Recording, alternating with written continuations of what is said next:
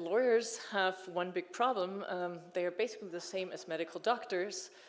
They analyze what's wrong with the system, but for some reason, we just never get the positive attention that medical stuff gets, that they are healing and curing, but we always get the blame for being bad. So please, with me and our podium, and our third speaker, Renata, is about to come in any minute, but we figured this is a German-Brazilian conference, so we'd have to be a little bit German and just start with a 5 minutes delay. We are starting anyhow, and you see me talking and being the conferencier, but the spotlight really is not on me, but on the three speaking today. We'll have a change of focus here, and that is lawyers, as I said, always look at the things that go wrong, and that's what regulation is doing. It's trying to cure those things. So the idea of our panel 2, the regulation of the impact of AI, is really a panel in which we try to find solution by legal rules and legal settings, how to solve some of the problem. And of course, part of the solving is identifying what are some of the problems. And we've been discussing this during lunch a lot. We've been already alluding it in some of the presentations earlier, but we'll concentrate a little bit more on the healing power of law now. We have three speakers, and I'm not going to introduce them. All of you have in your folders the information of all of them, and there is something like Google, Start Page, DuckDuckGo, or anything else to find out more about our speakers. But let me just explain very quickly what is the width of wisdom under which they will be presenting here. And we'll start with Jeanette Hofmann, who is a political scientist by training and highly interdisciplinary in their work. Our second speaker is going to be the classical alternative me, and certainly not, because that's Giuliano Maranhão from the University of Sao Paulo, who is a lawyer by training. And then we have just arrived, and welcome her very much, that's Renata Mieli. No problem at all. She is by training a journalist, so she comes from a very different area of looking at AI, but at the same time she's also a broad regulatory background. And so this is what we're focused on, and with that I'll hand over to Jeanette.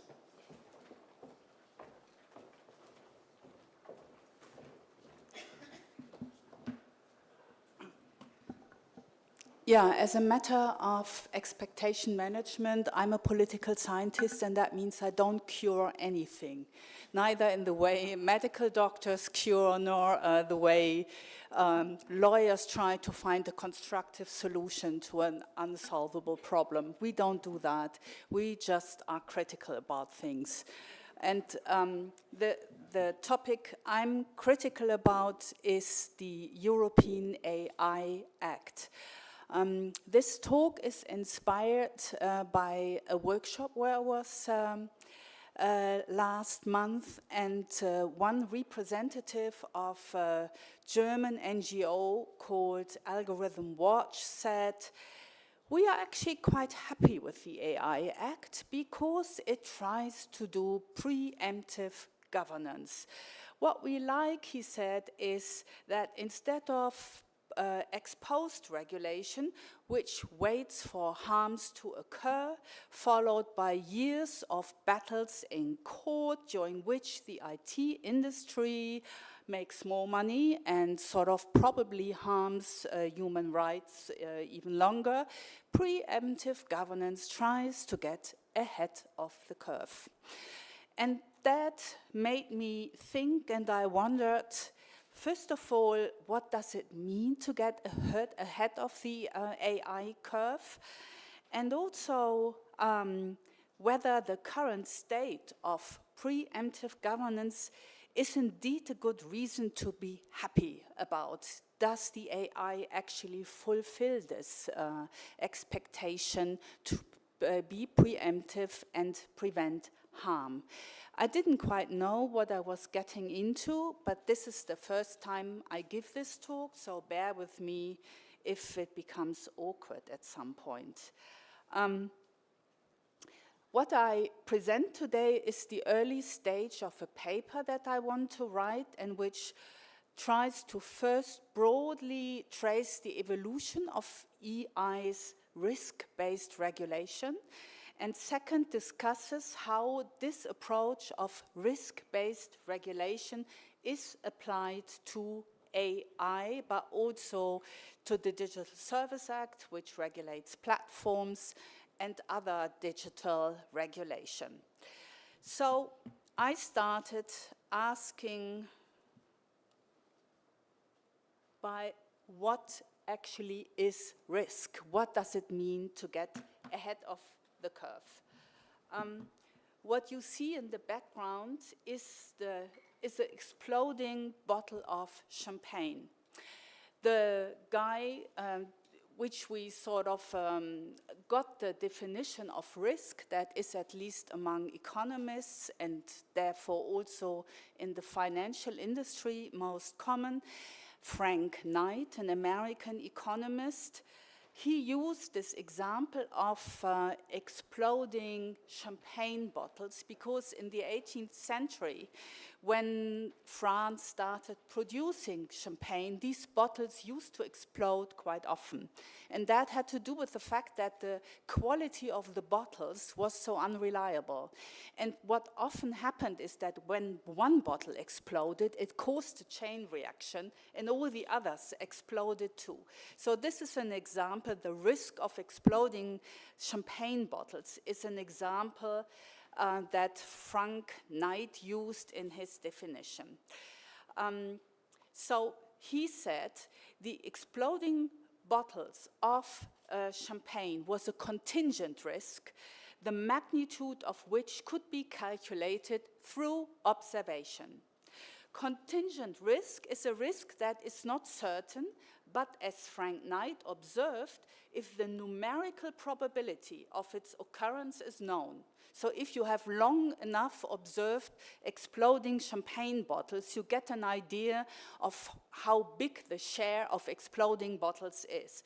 So the numerical probability of its occurrence, if that is known, conduct in relation to the situation in question may be ordered intelligently. What does that mean? You calculate the probability of exploding champagne bottles, and then you raise the price of champagne bottles accordingly, right? You just factor in the risk of exploding bottles. So this is what risk is. It manages to turn uncertainty of a situation through probability calculation into something that's manageable, and that's the risk. So our whole insurance economy is based on that. You calculate something and turn uncertainty into something that becomes manageable. So now, since we have clarified that, we can carry on with EU-based risk regulation. They sort of start from the same assumption. There are risks that need to be managed. And risk-based regulation in the EU goes back several decades. There are various histories why actually the EU used this approach of risk-based calculation for its regulation. And one of them that I find particularly interesting has to do with the WTO, the World Trade Organization, that tried to get away with non-tariff-based barriers to trade. So if a company said, I don't want meat from the US, or say in Europe, the famous American chlorine chicken, you have to prove that this means risk to the health and safety of the people.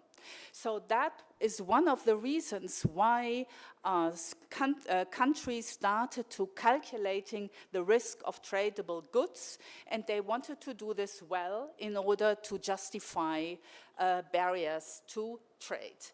So the main point is that risk analysis and risk management are firmly established methodologies that characterize nowadays many regulatory areas.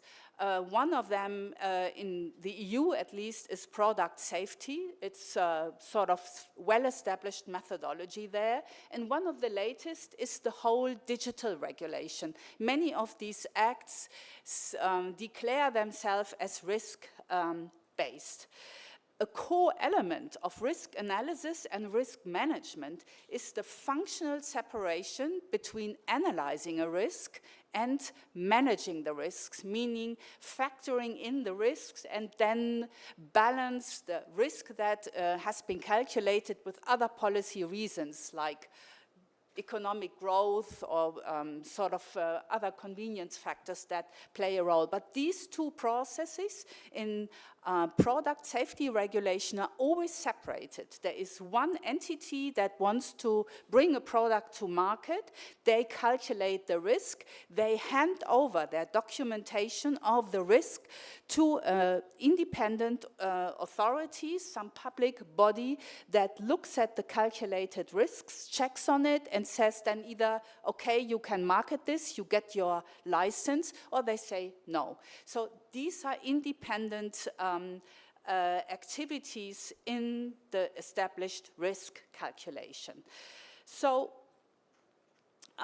given that product safety regulation has been named as one of the models of AI regulation, the question now that I asked myself is, how is this risk regulation procedure applied or transferred to a completely different matter, AI? As you all know, AI is a technology that is notoriously difficult to define and demarcate. So there is a paper that I quote here with this, this image.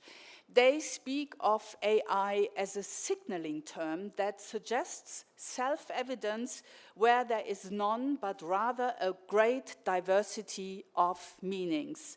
And in these 4 squares, they schematically define 4 ways of looking at AI. And what is interesting about the way they do this, they link each of these definitions of AI to a specific form of ordering or regulating it.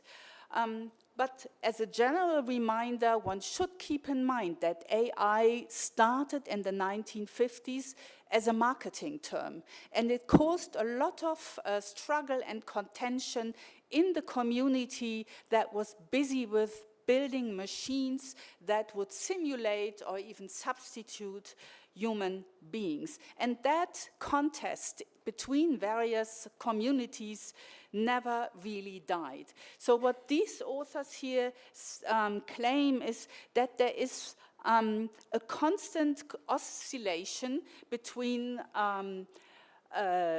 people who do research on AI and people that manufacture AI. So there is a different understanding of what AI is when you are a researcher and build new systems and try to create knowledge about it, and compared to those who want to bring AI-based products to markets. The 4 areas that they define is AI as a superintelligence with regard to which the risk of loss of control must be anticipated in the long term.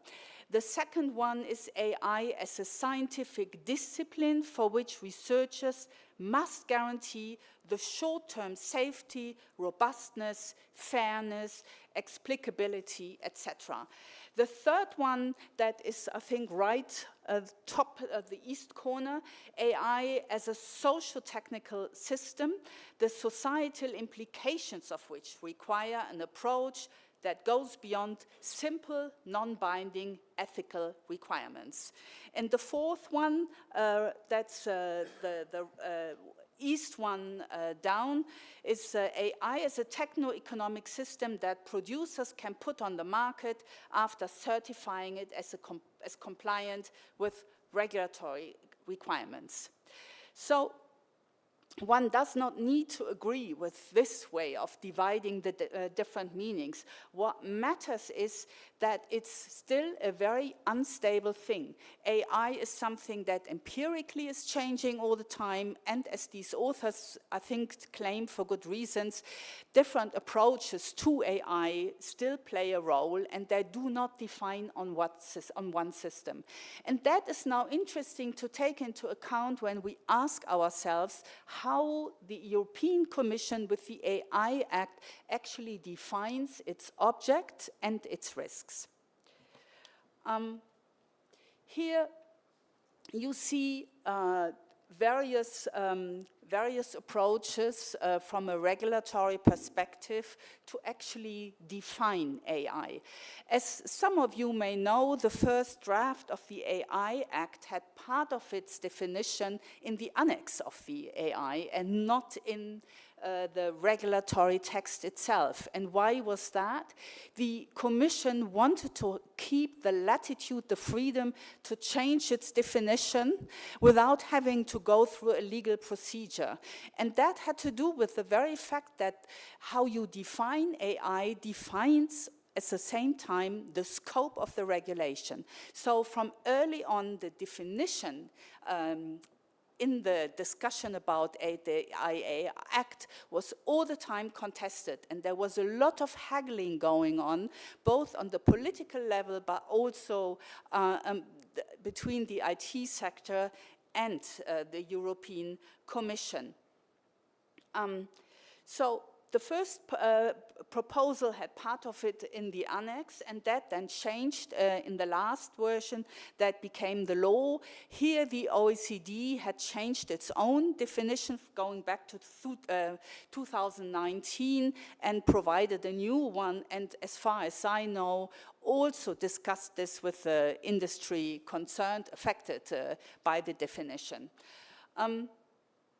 The lack of clear criteria for AI is further complicated by the fact that the European Commission decided to go for a horizontal approach of defining it, meaning it's not one sector like the medical sector where you add the current technology to the definition. No, the Commission was ambitious enough to create an act that would cover all sectors that apply AI right now or plan to do so in the future, which means that this definition of AI had to be very, very broad and general so that it would cover all these sectors.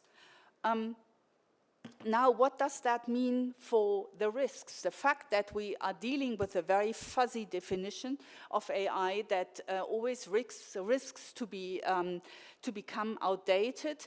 Now we face the situation that we need to define risks for this fuzzy area of AI. The AI Act solves this problem with of an unstable definition of AI by offering a most generic definition of its risks that lacks any specific reference to the subject matter itself. The Article 3 defines risks as means the combination of the probability of an occurrence of harm and the severity of its harm. That tells you basically nothing. And beyond this generic risk definition, the AI Act resorts to defining classes of risks. This class-based approach is by now also well established in the EU because we find that same idea also in other acts like the Digital Service Act, where the size and reach of platforms play a major role for the kind of, or the intensity of regulation that they undergo. So the AI Act here shows a mixture of risk dimensions, such as the application area. So when it's, say, the medical sector or when it's sort of public services, then it's considered to be high risk. The reach also plays a major role. Then now with regard to foundation models, it's compute power, which is the decisive factor. And the technology itself also plays a major role. So it's important to note that these risk dimensions are not based on any empirical analysis or probability calculation in the sense of Frank Knight and his champagne bottles. What we rather see is an attempt to balance various concerns, the impact of AI on human rights, as well as on health and safety, on the one hand, and the costs of risk regulation for the IT industry on the other. And costs here also mean their freedom to innovate. So these are the two major factors that the risk definitions of the AI Act try to balance. And risk classes and dimensions, not unlike the definition of AI, seem to be really a product of negotiation rather than any empirical analysis. An example of this arbitrariness of risk categories are recommender algorithms. While they are considered a systemic risk under the Digital Service Act, under the AI Act, they are categorized as limited or low risk. So same technology, different categorizations. So now what does that mean for the practice of risk analysis and risk management as we know it from product safety regulation? Here you see that on the internet you find thousands of graphs that try to make it sort of comprehensible, the maze of different provisions, obligations, and exceptions that the AI Act implies.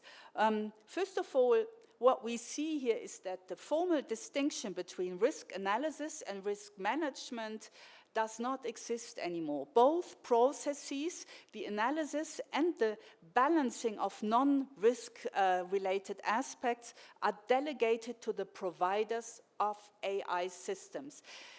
This means that the responsibility for getting ahead of the curve, that is the identification, estimation, valuation, and mitigation of known and foreseeable risks, only those are part of the regulation. Only risks that are known and foreseeable.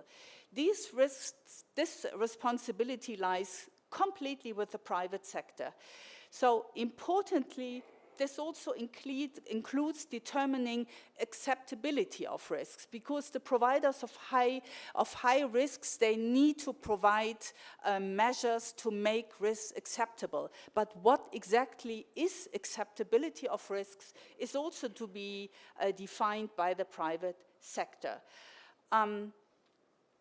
This lack of division between risk analysis function and the risk policy establishes a nearly unavoidable conflict of interest.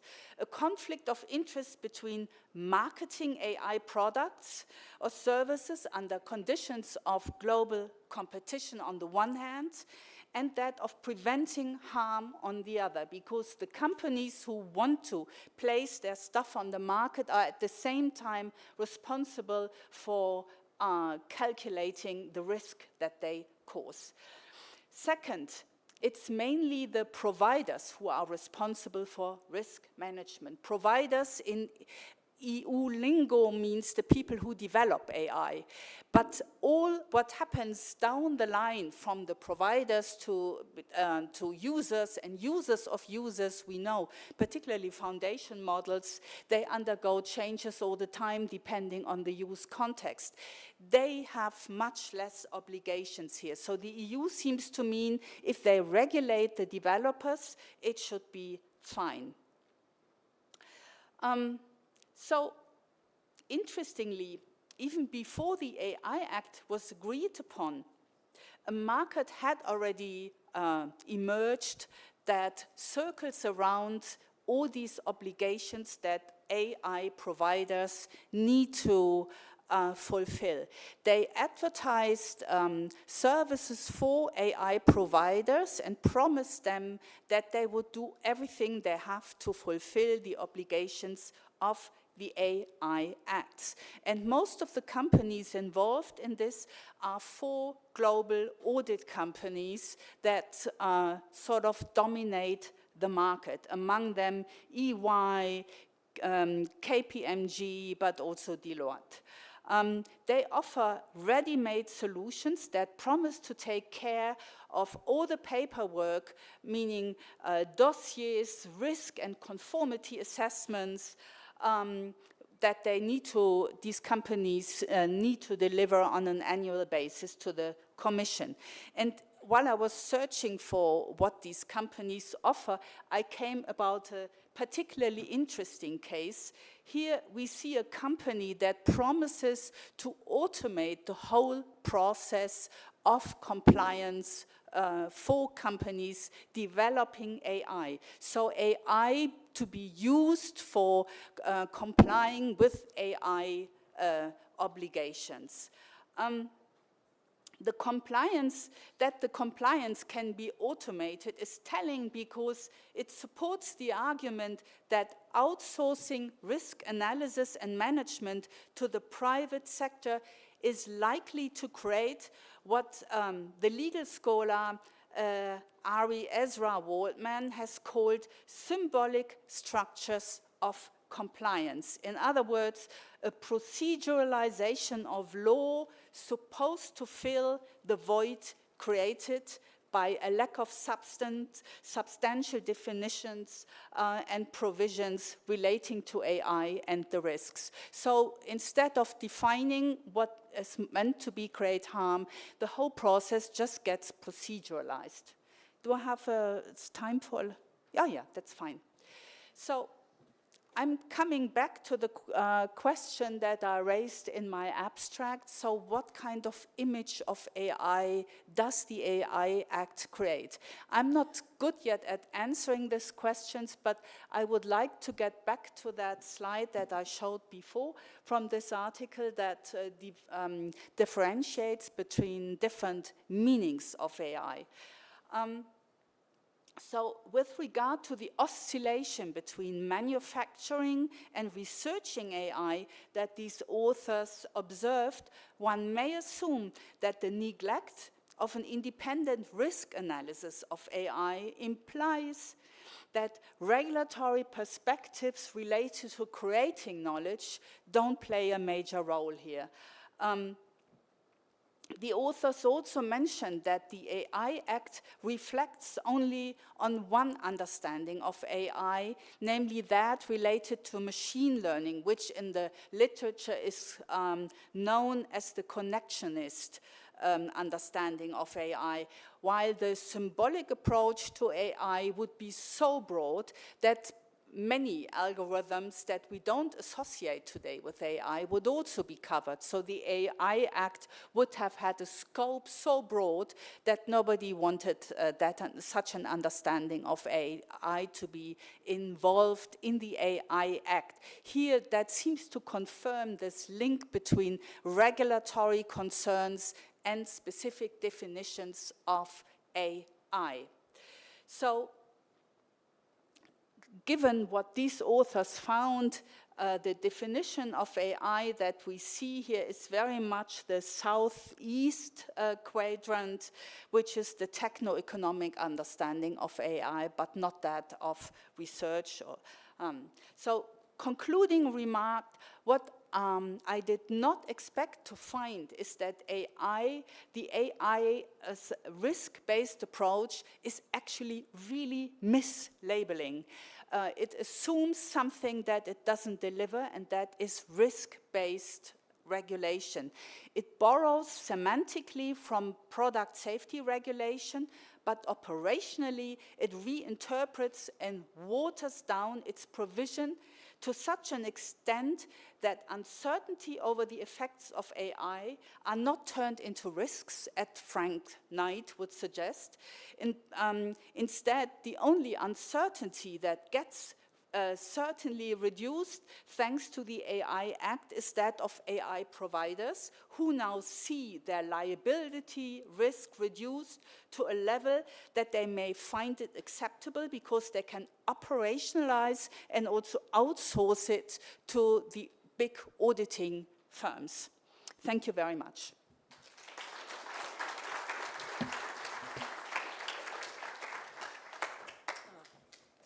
Jeanette, thank you very much. If I may just cover it, basically you're saying it's the fox guarding the hen house now. And since... And I really loved your start off because my habilitation was on state decisions under uncertainty, so I did a lot on night, and I can comment on this perfectly, but I won't because my role is that of a chair. And since we've now covered more of the general framework, we'll have now Giuliano Maragna, who is an expert on both the proposals of AI regulation in general in Brazil, but also as a connoisseur, of course, of all of the special applications, concentrating more on courts, etc. Giuliano,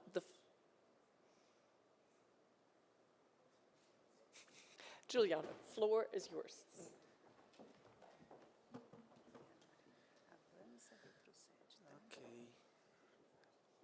Well, good afternoon to all. First, I'd like to thank for the invitation, and also to say that it's a pleasure to be here and an honor and to discuss, to have more time to discuss, which is always a pleasure to discuss the issue with Indra, with Renata, and now a new colleague for debate, Jeanette, that I've met yesterday in our excellent dinner.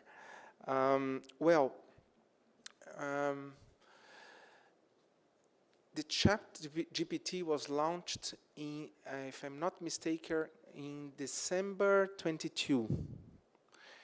And already in 23, there was a scandal provoked in the US where a lawyer has used GPT to elaborate a petition, and this document quoted precedents which were hallucinated. And it didn't take long for that to happen here in Brazil. 2 months later, I believe it was in something like in the second semester in 2023, that a judge has issued a sentence which quoted hallucinated precedents. And that was even a bigger scandal, and it raised concern in the National Council of Justice. The judge was inquired, and he just said, well, it was not my fault, it was my assistant, the public official, who made the sentence. And then they came to the public official, it was not me, it was GPT. So, and this raised, of course, a concern. Later, there was the identification of a judge who had, in average, decided 20 to 30 cases a month, and he started deciding 900 cases a month. And then this raised again concern about the use of generative AI in the judicial system. And so, as Indra says, this raises for jurists the concern for regulation. And it starts as a regulation of bad actors. What should be forbidden? And to talk about this issue is interesting because, for instance, we have the European approach by the AI Act, as Jeanette said, quite ambitious by trying to providing rules, transversal rules for all and every application of AI.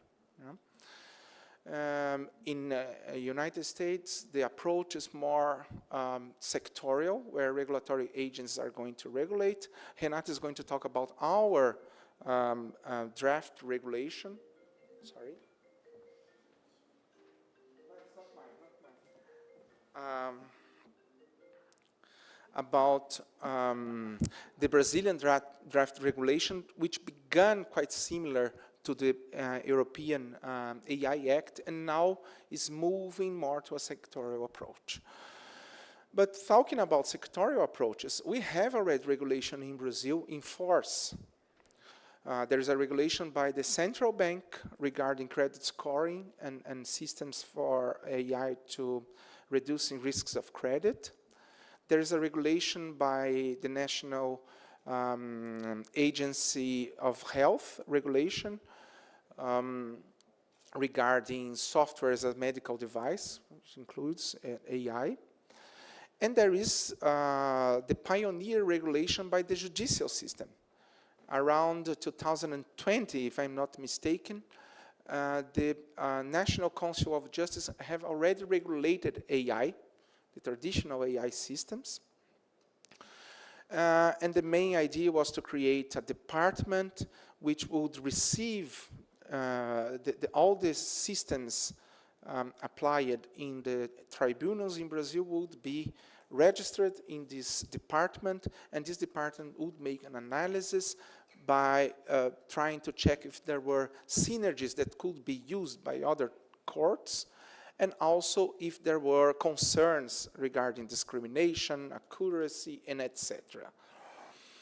Well, this regulation was a champion of no application at all, because actually this department was not prepared to make this analysis, to check if the system would be discriminatory, would have any bias, and it was simply not prepared to that. 140, until today, 140 systems of AI applied to law courts are registered. And actually, the Brazilian law courts have several applications within the public service is the organ which has more applications of AI.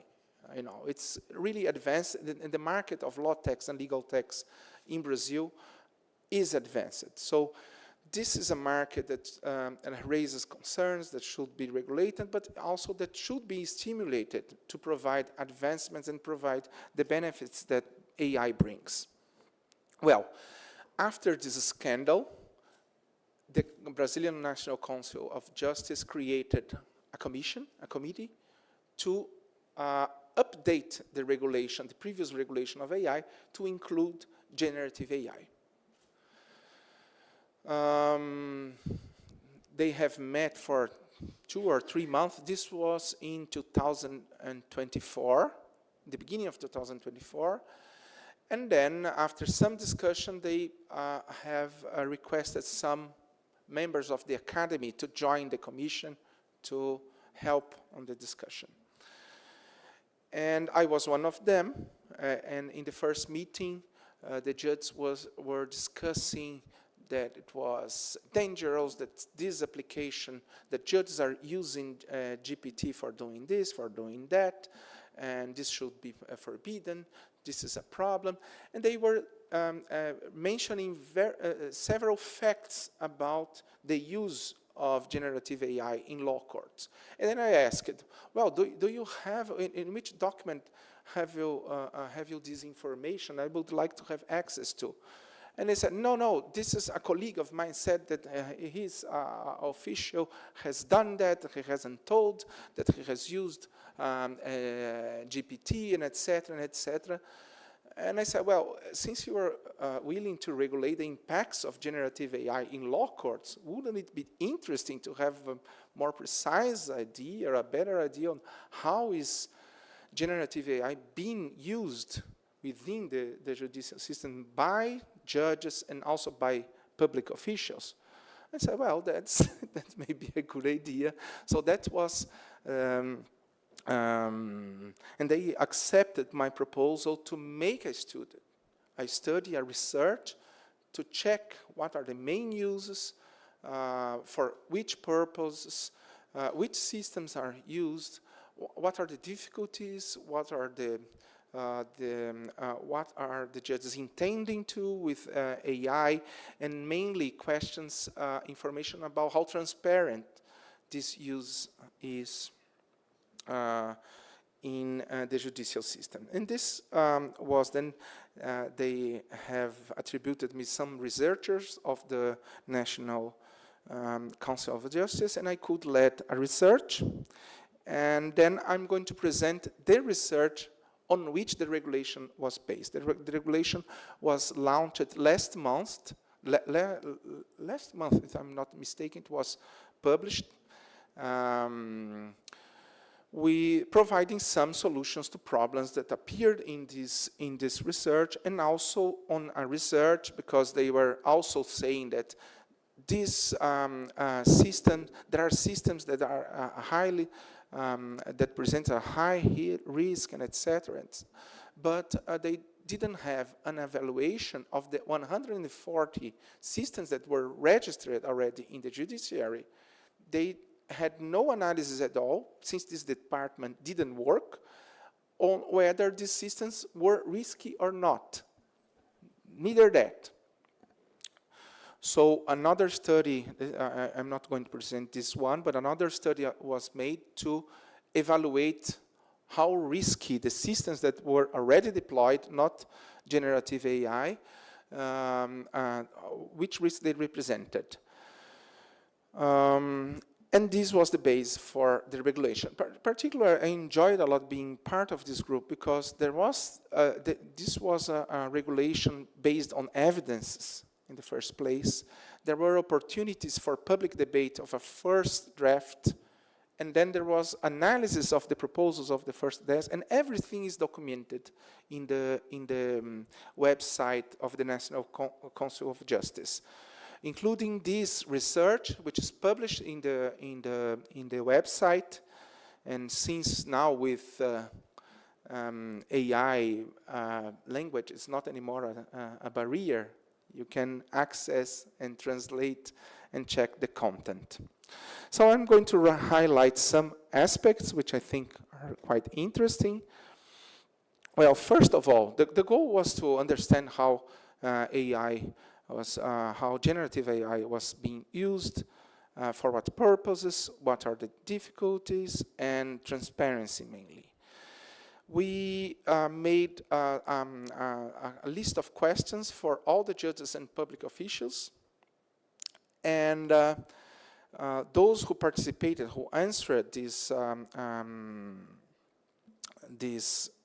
questions, were in an amount of 1,600 judges, around 10% of the judges in Brazil, and 18,000 public officials working for the judicial system.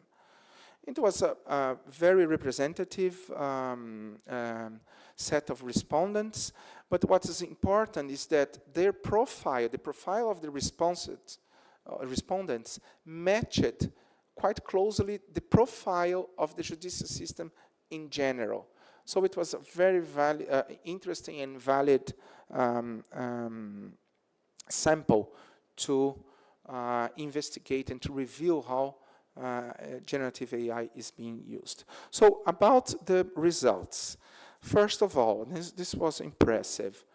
Half of the judges and half of the public officials were already using generative AI. They were familiar with generative AI.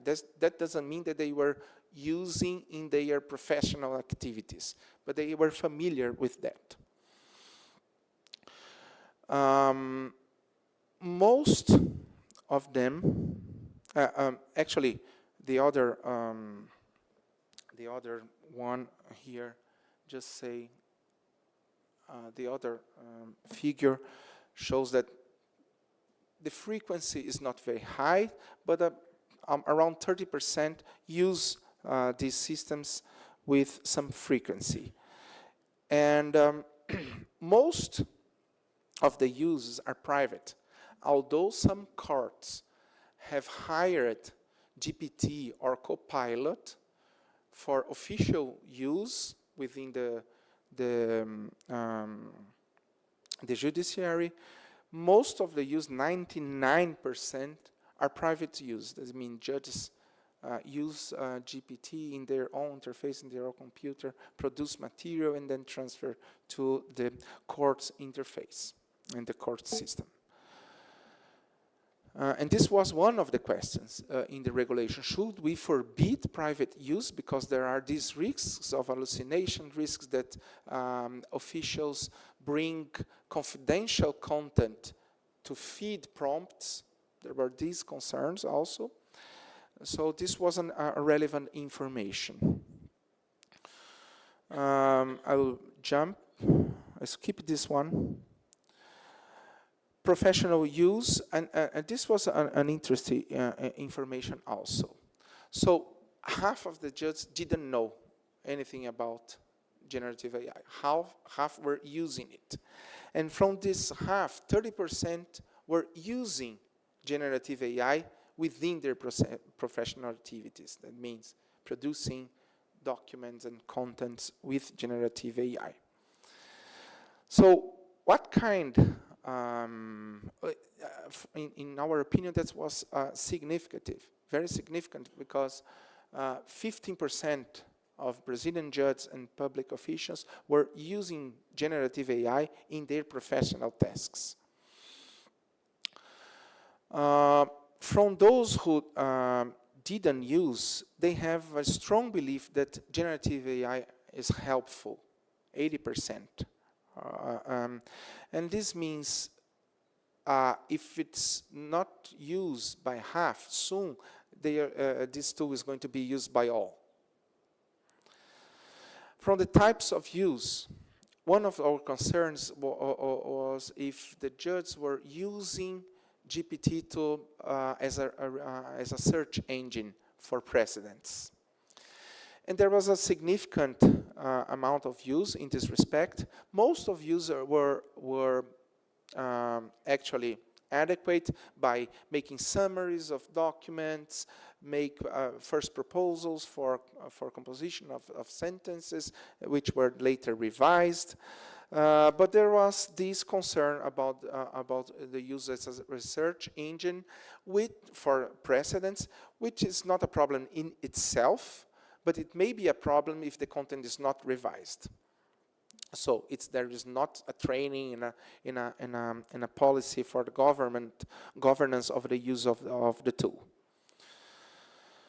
On the general opinion, for instance, for those who were not familiar with the tool, most of them were saying that they would be interested in using the tool for search of precedents. So this is an indication that there is an urgency to train and to teach these public servants about how to use and what are the potentials and limitations of the technology. Difficulties and shortcomings that they found about using the tool. Most of them were saying that they lack familiarity and training about how to use it. They have not too much trust. Those who use doesn't trust too much in the results of the system since it is expert domain, and of course there are many imprecisions and mistakes made by the tool. And this is a good sign. This is a sign that they are revising the content. But there was significant concern whether the use of GPT or Gen AI was moral, ethical, or even legal. And this is a concern because this brings opacity in the use. They don't tell whether they are using or not. And this was another question. 83% of the public officials that work for the judges that use the tool, they don't say to the judge that they have used by doing their jobs or their tasks or activities. And it's no surprise that we had already that case that appeared. Maybe there are others where there are mistakes and hallucinations in the product made by GPT or by other tools. whether they are interested in training, that was almost 99%. Everybody wants to know more about the tool, train, and check how they could enhance their activities by using generative AI. And then there was a part of one last question where we asked judges and public officials just to write about their concerns, about their expectations on the tool. And most of them, and then we, since there were 17,000 replies, we used GPT to classify the answer in some categories. But there was a significant concern, actually a significant belief that the tool would help them in their work. They are interested in using it. But at the same time, they have some fears. They are concerned about the impacts on the human relations on the workplace, and they would like that the introduction of these tools would be gradual, so that they could learn in this process. Well, how many time do I have? So 5 minutes. So then I'll talk about a little bit about the results, and I will focus in two main questions that were raised in this regulation. One of them was given this landscape, given the usage and given the results of this research, should the judges, when they use Gen AI, should they reveal in their decisions or their opinions whether Gen AI was used to produce the content of the decision? There was a lot of discussion because within the Brazilian structure, tribunals and the courts are independent. This is an important aspect of democracy within the organization of the system. And also the judges are independent. So one of the arguments that they used was, well, the judge is responsible for the content. So it doesn't matter if they used Gen AI, if they Googled to have the result, if he asked the opinion of his cousin. It doesn't matter. It matters that he signs the document and he is the official responsible for that. So he shouldn't disclose, or he doesn't have to disclose the content or how he came to that content.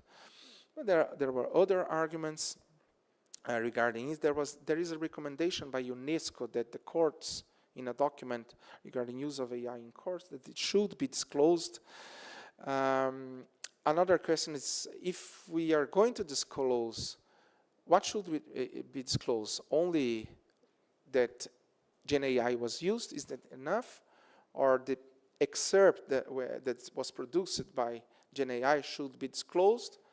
Should the prompt be disclosed? And there are many questions difficult to answer. For instance, I would be more concerned not from the use, not about the use to produce the final document, the opinion by the judge, because this is explicit. I would be more concerned about using Gen AI to summarize the files, because then it is the technology that is going to choose what is relevant from all these facts and documents that are gathered in the files. So if I were asked for the judge to review, I would say review the summary that the tool made, because this influenced your understanding of the case. Yeah. So there were many difficult questions in this debate, and the solution that lawyers, jurists find when it's too hard to make a decision is to empower someone else to decide it. So actually the ruling says that it's to the discretion of the judge to decide if he's going to review and how she is going to review to be transparent, but there is a recommendation to be transparent within the use of Gen AI. The use of Gen AI within for the internal use should be completely transparent. This is in the regulation. This only the problem is how should we be transparent to the to the consumers of the service of the judicial system. Another polemic point was about should the private use of these tools by judges and officials, should it be forbidden? That means they should only use those systems that are hired by the court and provided officially in the official interface used to produce the content by the judicial system. There are advantages to do so. There are advantages because then all use is registered. There is more transparency and control, and also an advantage is that the most successful prompts in the court may form a benchmark that may be helpful. Also, by hiring the tool, you may fine-tune it by using the documents of the court to enhance the capacities of the system, etc., and etc. The problem is these systems are still in its infancy. There's much experiments with different systems that are being launched, and actually, the licenses are still expensive. There are some courts in Brazil that could hire one or more, or 3 or 4 systems to make available to the judge. But some cannot do that. And there is the problem of autonomy of the different courts. So due to that, some of them were willing to just forbid. But the argument was, if you forbid, then what you are going to obtain from that is more opacity, because people are still going to use because they want to be more efficient, but they will just don't say nothing about it. And the solution then was to empower someone else to regulate. In that case, there was a recommendation to hire and control which tools would be admissible for the use in courts, but this will be a decision by each tribunal in Brazil within its policy for governance of AI. So this is an experience of regulation.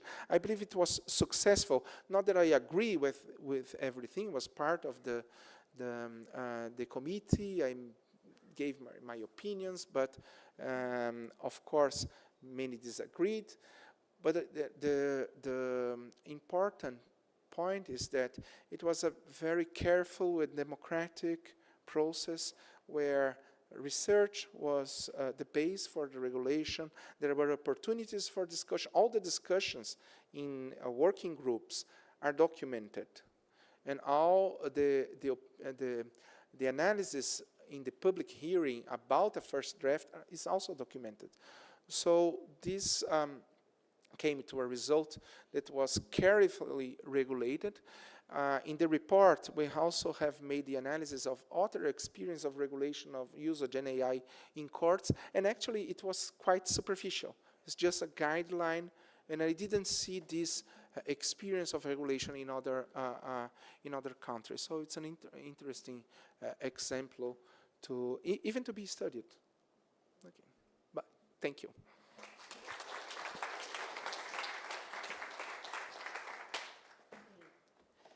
Juliano, thank you very much. This was very, very intense and also very innovative in many senses. It's in a way the empirical turn to legal theory, just the request of first establishing sound empirical evidence before you regulate is something which relates in a way to Jeanette's risk assessment and risk management theory that we should do. And the second thing is also that you were looking at a particular perspective, of course, and that is self-assessment. And we all know we're not the best judges of ourselves, but it is helpful sometimes to understand even that there is certain activity going on. And the last point you made about the opaqueness, that if you forbid it, rather than trying to find ways to make it transparent and thus be debatable, of course. That's part of the topic what Renata is going to cover for us, which will introduce us to the hardcore regulation issues here in Brazil, because you're still in the middle of finding a right way of regulating without falling into the traps Jeanette pointed out. And at the same time, one of the, I think, oddest things is the call for transparency for a tool which, if you consider it as a tool, in itself does not bear the chance for real transparency. Renata, we're happy to have you.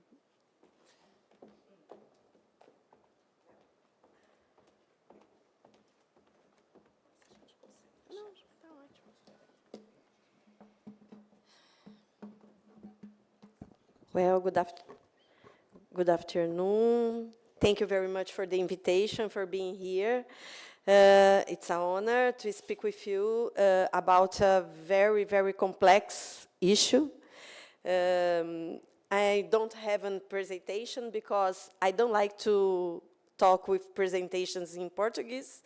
I don't like to use presentation in English, so I'm going to read and try to make some reflections and bring some information, an overview about our debate about the 2338 2003. Oh my God, it's difficult to say in English the number of the bill. Okay.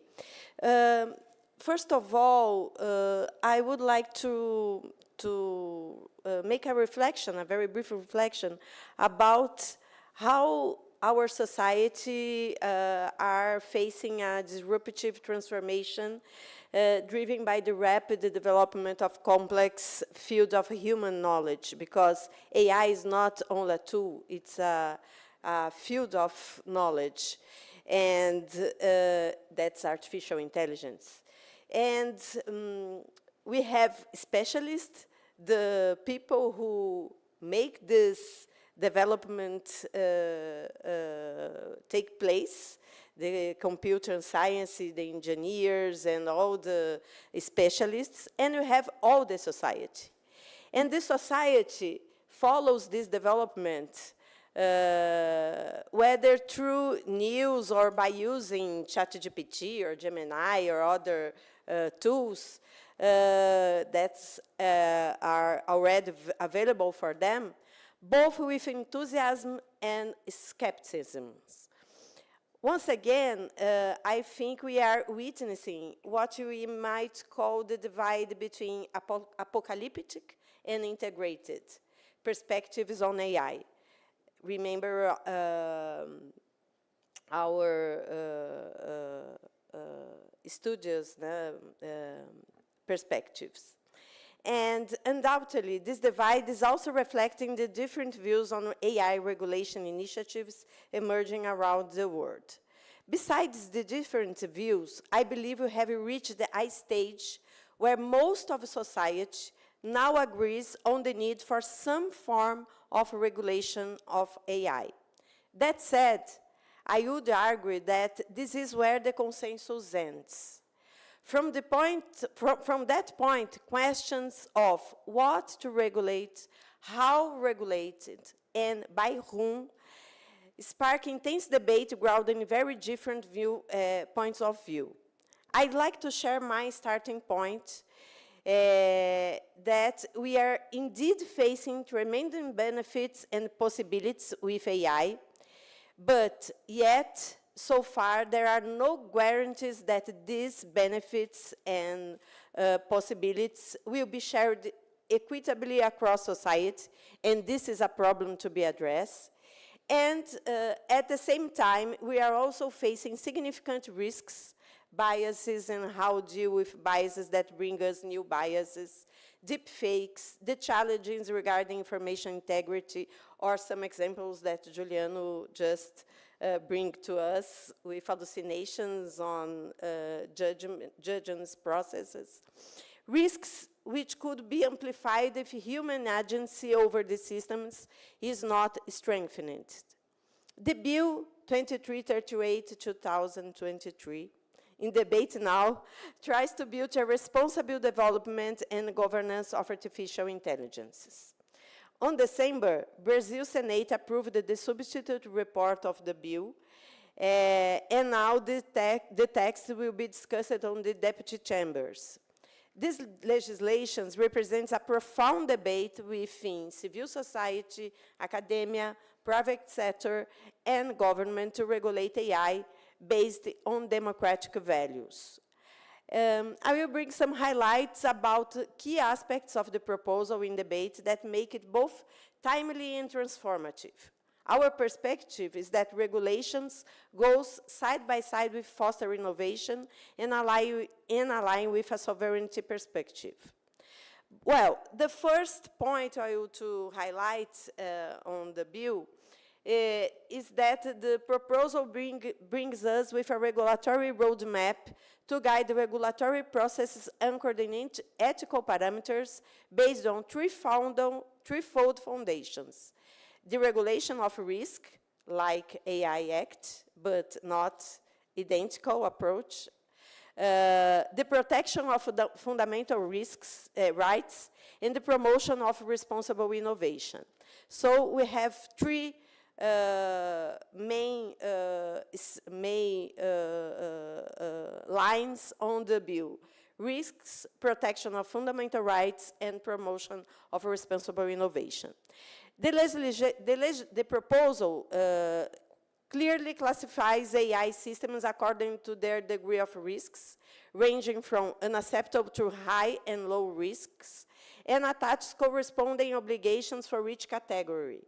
The risk-based framework is dynamic, allowing for preliminary self-assessments by AI developers and mandatory algorithm impact assessments for high-risk systems.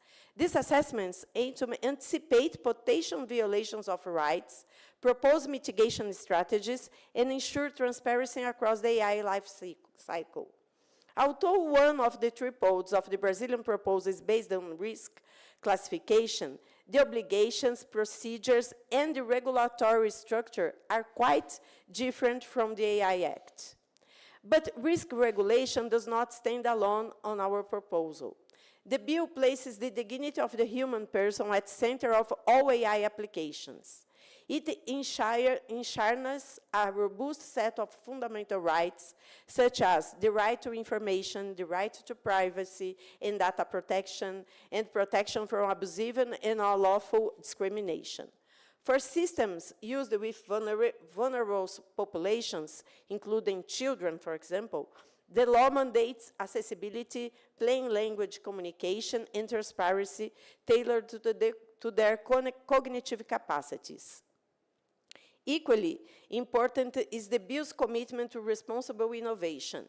It defines 20 ethical foundations and 17 guiding principles, including human oversight, explainability, auditability, due process, and environmental sustainability. These parameters aim not to constrain technological advancement, but to channel, now it was my time, I'm sorry. But to channel it toward inclusive, equitable, and safe development. The message is clear, in my point of view. AI innovation is not an end in itself. It must be embedded in a normative architecture that ensures it serves human development and strengthens democratic life. The second aspect I wanted to underline is that the bill avoids a centralized top-down regulatory model, and in this regard is very different on the AI Act approach. It leverages the existing institutional ecosystem to implement a distributed and collaborative governance model. The law establishes the National System for AI Regulation and Governance, called SAI. This system will be coordinated by Brazil's National Data Protection Authority, ANPD, an authority that was built when we approved the LGPD, our legal framework for data protection in Brazil in 2018. Yes, and includes sectorial regulatory authorities such as Anatel, telecommunications in Brazil, health agency, ANAC, aviation, and the central bank, among others. So we are trying to build a more distributed governance structure here with a center that will coordinate this structure, and the center is ANPD. This architecture reflects Brazil's choice to harmonize regulatory capacities across sectors. The idea is not to build a new super agency, but to empower existing regulators to oversee AI in their domains, supported by shared technical standards and common ethical guidelines. This governance system will have two auxiliary bodies: the Permanent Council for Regulatory Cooperation, CRAI, a forum for interagency dialogue and consensus building. It will issue guiding directives and facilitate cooperation with civil society and the private sector. And a second body that calls Committee of AI Experts and Scientists, responsible for scientific and technical oversight. The committee will ensure the regulatory strategies remain informed by cutting-edge research and international best practices. This distributed model encourages regulatory pluralism, or try to encourage regulatory pluralism, while preserving coherence through the coordination role of the ANPD. It also aligns with Brazil's legal culture of multi-level governance, offering flexibility to adapt to sectoral specificities without losing sight of broader public interest goals. But I don't have time to go more deeper in the details of the proposal.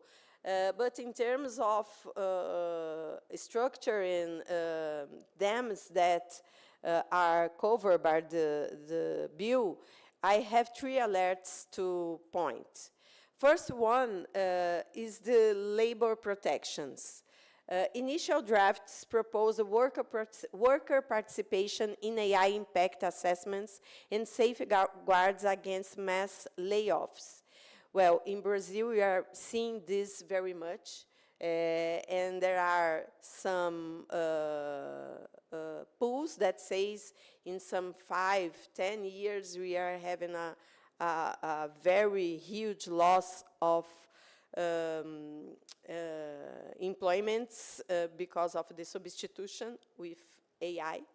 And these were in this proposal that has in the first drafts of the bill were weakened after industrial lobbying, raising questions about future protections in the workplace. So the text that was approved in Senate weakened a little bit the proposals for protections of laborers. The second alert is about copyright and creator rights. This is a very huge debate regarding the data and the AI nowadays. We saw recently some trends in social platforms using the Git laboratory with these designs with persons and using at least a polemic use of copywriting used to train AI models. So this is a very important and polemic debate in Brazil now. And the final bill retains strong provisions, including the right to oppose the use of protected workers, AI training, and to receive fair remuneration. And this is a very, very huge problem, because when we talk about fair remuneration about the data that are using to train AI models. Well, this is a very difficult approach, but this is a very strong debate in Brazil now. Still, enforcement details remain vague because of the difficulty to have the transparency in which kind of data protect were used to train the AI model. So this is not simple to address, but we are in this discussion now, and ongoing vigilance will be needed to protect our creators and balance the needs to use the data to actually train AI models.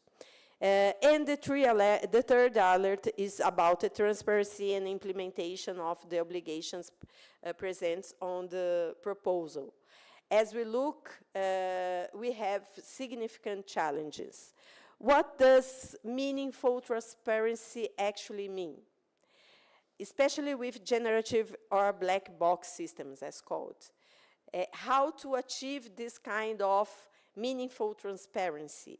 So this is discussed that have a lot of perspectives, and offshore we need to deep this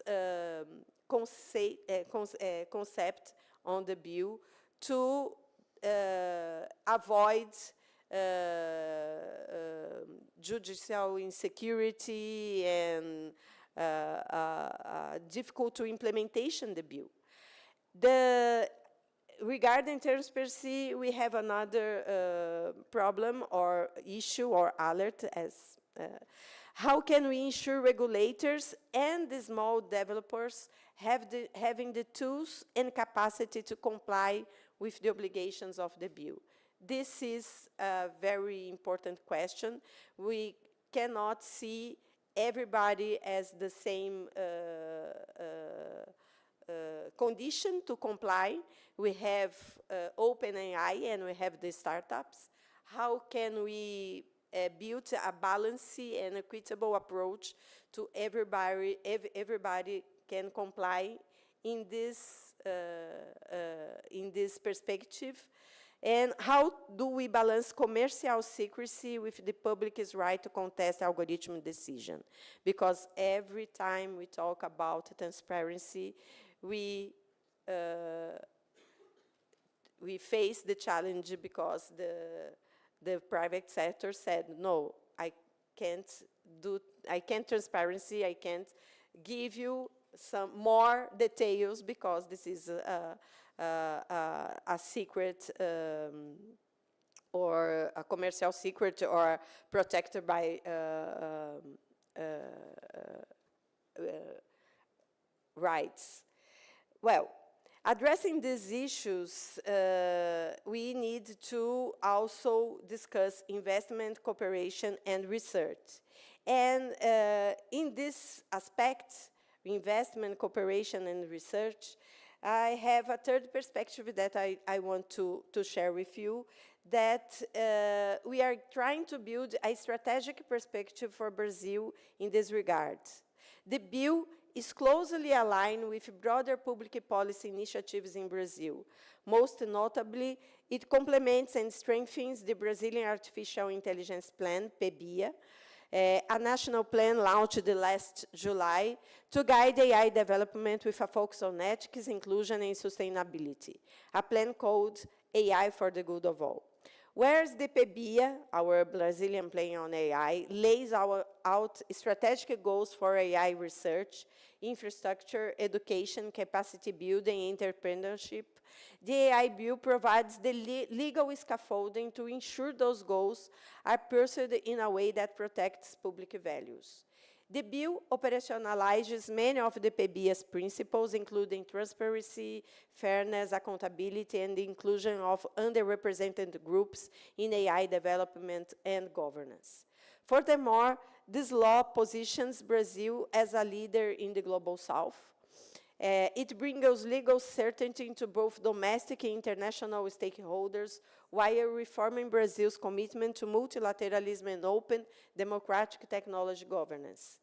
In the G20 last year, And in other international forums, Brazil has actively advocated for AI frameworks that are human-centric, rights-based, and inclusive.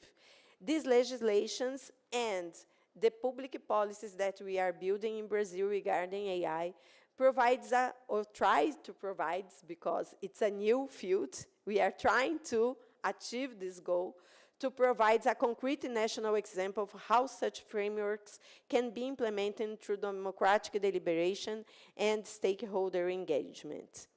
Well, with this brief overview, I want to point out that Brazil AI Bill is more than just a legislation. We are trying to build it as democratic as possible and to pace a path to a democratic pact for the digital age.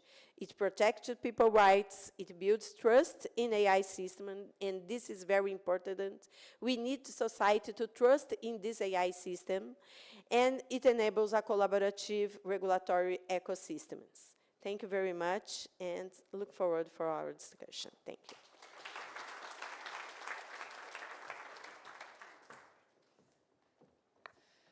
Renata, wonderful pitching up to what we heard before.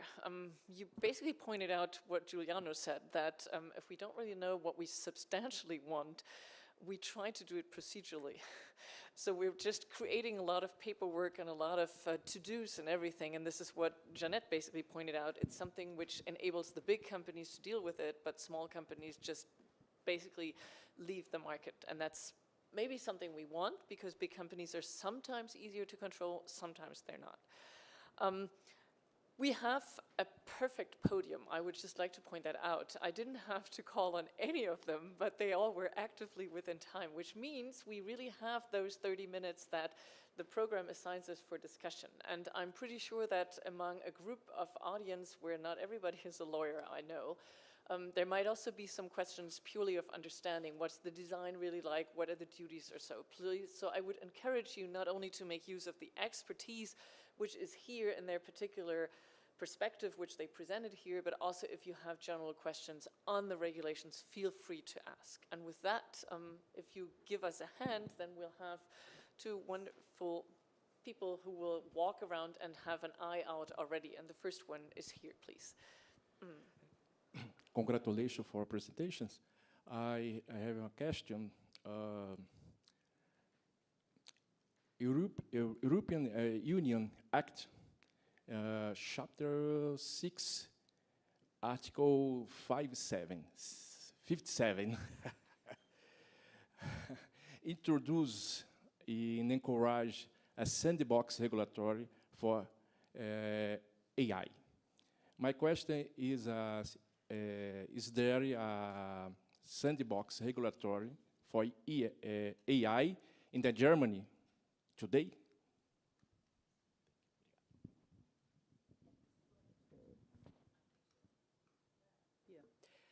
First of all, we have an EU regulation, which means that all member states have to comply with the EU law, and there should not be differences like I produce a sandbox versus I skip that provision between the member states. They all have to comply with it, and there is, as far as I remember, a deadline until which they have to sort of offer these sandbox provision for companies who want to or have to use it.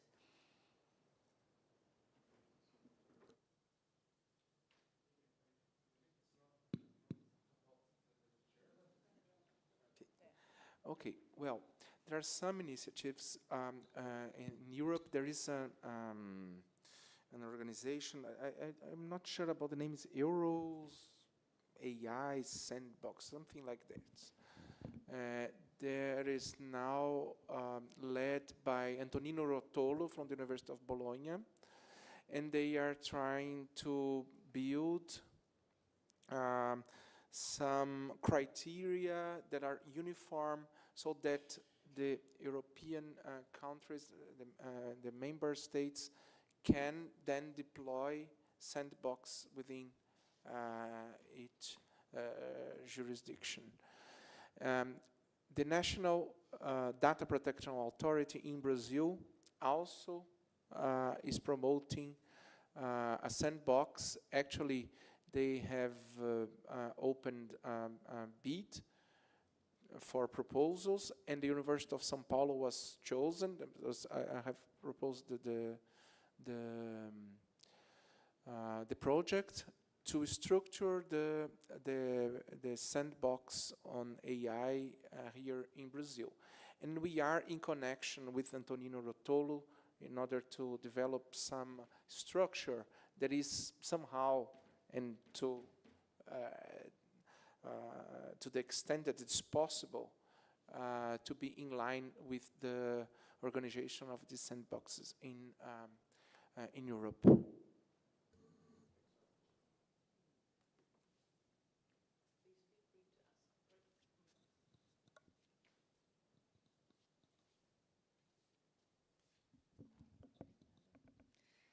Well, I have a question about the AI risks and the probability of an occurrence of harm. I guess how the harm generated by AI is produced, because you said that the harm might be material or immaterial, including physical, psychological, societal, and economic harm. But how does the harm is produced? There's the AI Act operationalizes that too. It's about harm that has already occurred or has been described as very likely to occur. So the companies are not responsible for anything that they are not aware of, and not aware of means it hasn't occurred yet. But if a harm has occurred somewhere, then it's expected that they know about it. So they cannot get away with saying, oh, sorry, we didn't know about that. So, but that is, on the one hand, it provides certainty against liability. That is probably good from a AI provider's point of view, but on the other hand, it excludes from regulation all long-term risks that or harm that hasn't occurred yet and that nobody has thought about it yet. For example, think of something like when we talk about platformization, right? Everybody has an idea, but that is not a risk. Or the risks related to platformization is not something that you would find included in the AI Act because it's too abstract and it cannot be directly related to a system provided by an AI company. So causal relation is one of the things that what seems to be good when we think of product safety becomes a very narrow perspective when we think of AI because it's so fuzzy. Now it sort of excuses them from all sorts of risks because in only a few cases can you really build a causal link between what one company produces and what might be long-term harm for societies. Sorry, that was a long answer, but I'm really, I find this so problematic.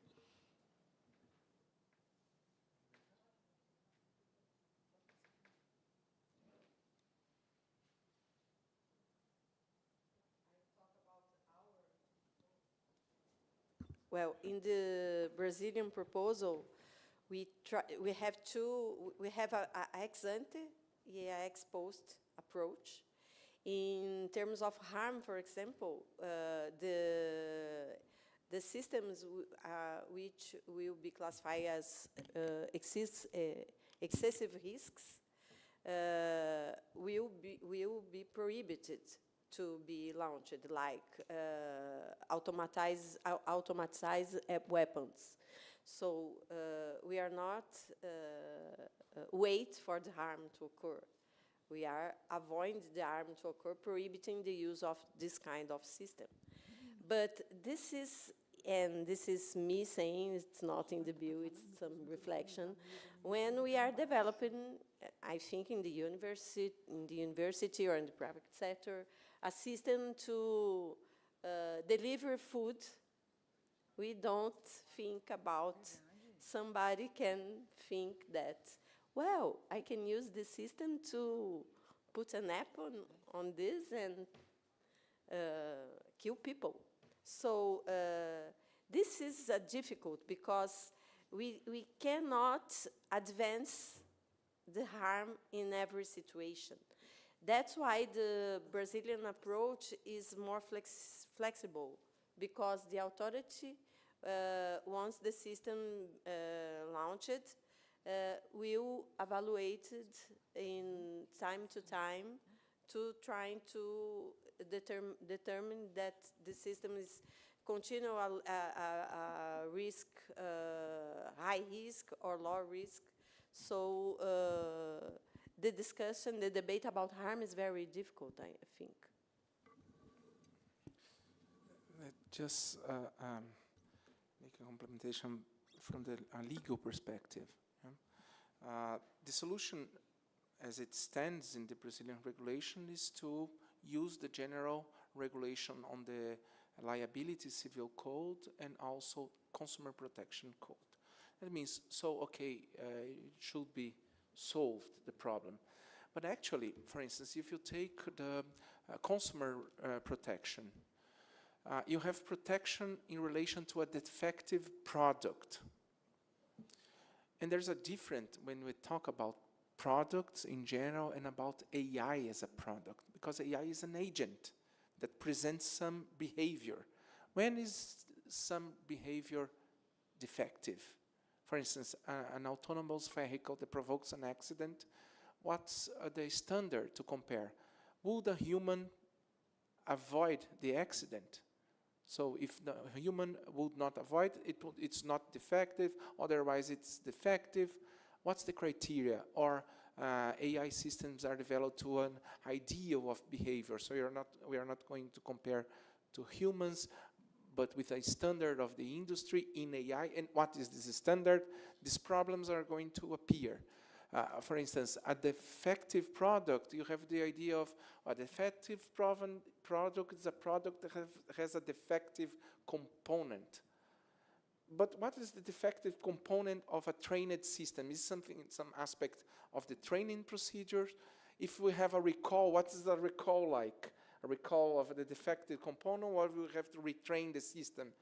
So there are open questions regarding the compensation of harms and how we deal with harms when we don't have a product that is a tool, but a product that is an agent. It's not a washing machine. Yeah. Yeah, or it's a much sophisticated washing machine, quite different. This is what Lillian Edwards, a British lawyer, once said when the first draft of the EU AI Act emerged. She said the EU looks at AI as if it was a washing machine, but it isn't. It certainly isn't, in particular, since none, and as I understand, none of the Brazilian acts either distinguishes between the different settings in which AI is being used. For example, you had it in your empirical research. Is it used to reconstruct information? Is it used to gather information? Is it used as an assistant? Is it taking over control? Is it regulatory, et cetera, et cetera? We have another question from the audience, and please go ahead. Yes. So, Márcio Weichardt from the University Alliance Hoa. Last year, we had as DWH, the German Center for Research and Innovation, order event, a conference about artificial intelligence in July in Rio with the Leibniz Institute of Media Research, the Alexander von Humboldt Institute of Internet, and the Brazilian partner was the ITS, Instituto de Tecnologia e Sociedade. And we generated that time a policy paper named AI, Artificial Intelligence in a Global Context. And there is a point, that is the point of the professor there, about the sandboxes. It was one of the main topics in all the discussions, And this policy paper was sent to the organizer of G20. So you can find that online. The other two main topics in the paper is about transparency and access to public information. And I want to ask about the third point, that is about copyright of AI research and development.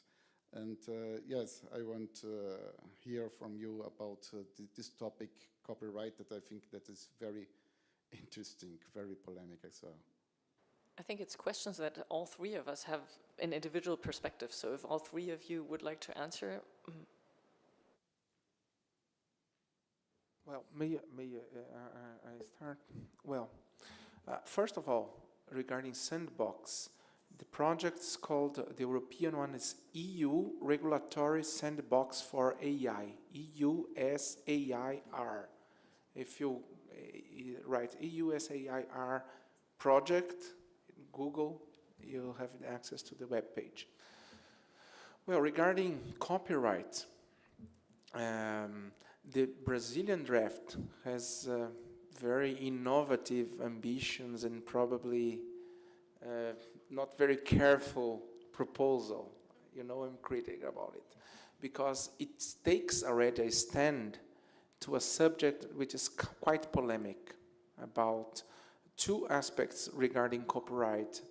The first one is regarding the input, whether there must be authorization by authors for protected content for the development of AI systems. And the second one is about copyright regarding the product, the output of AI systems.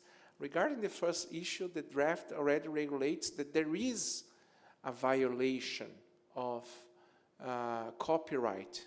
The chapter is called Copyright, and it considers the training of a system without authorization by authors of protected content as a copyright violation. And there should be compensation, and there are even some criteria to calculate this compensation. So it's quite advanced on a subject that is quite polemic. And on my view, there is a fairness issue which is legitimate about companies that are producing value and having profits by using this content of authors,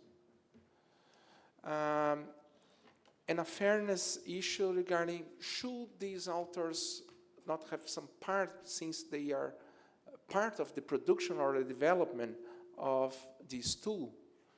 This is a legitimate question. I'm not sure whether the answer to that would be, let us consider this a violation of a right by these authors, because it changes completely the perspective. One thing is to have a policy to stimulate production and to have a fair distribution of gains regarding that these works are used for a new product. The other thing is to consider the use a violation of copyright. I don't consider it a violation because actually you don't have reproduction of the work. You have to force copyright to adapt it. So it is polemic, and Brazil is making in the draft a very, let's say, well, ambitious step. Renata, this, I think, calls for a contradictory note. No, I didn't disagree with Giuliano, but I have maybe some different approach on the perspective, because it is really a very polemic issue, and it's not only polemic, it's a very difficult, because we don't know how the AI system, ChatGPT, for example, we don't know how it used my book if I an author of a book, how it use my book to make some another output on a prompt. I don't know how can we follow the path and be sure that it use my book to give the output. It's difficult to be certain of this, but in some case, like the Studio Ghibli case, because it's already a case, it's obviously that the AI used I don't know how to say, traço do desenho, a style, yes. The style of a very particularly author to build hundreds and hundreds and hundreds of tunes, and I think this is a break of copyright. This is a violation of copyright, because there is, in any moment, the Studio Ghibli give a consent to the AI to reproduce their style in a very massive way. So there are cases and there are cases, and this is very difficult to approach, and I think our proposal is very polemic, but this is an issue that society needs to address. I would completely agree, because you raised two big points, both of you, and that is enforcement.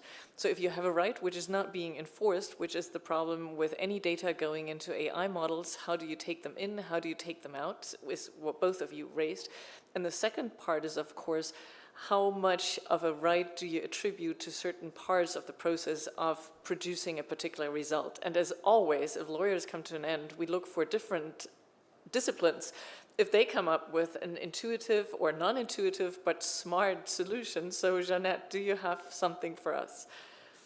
As I said, political scientists are not known for producing solutions.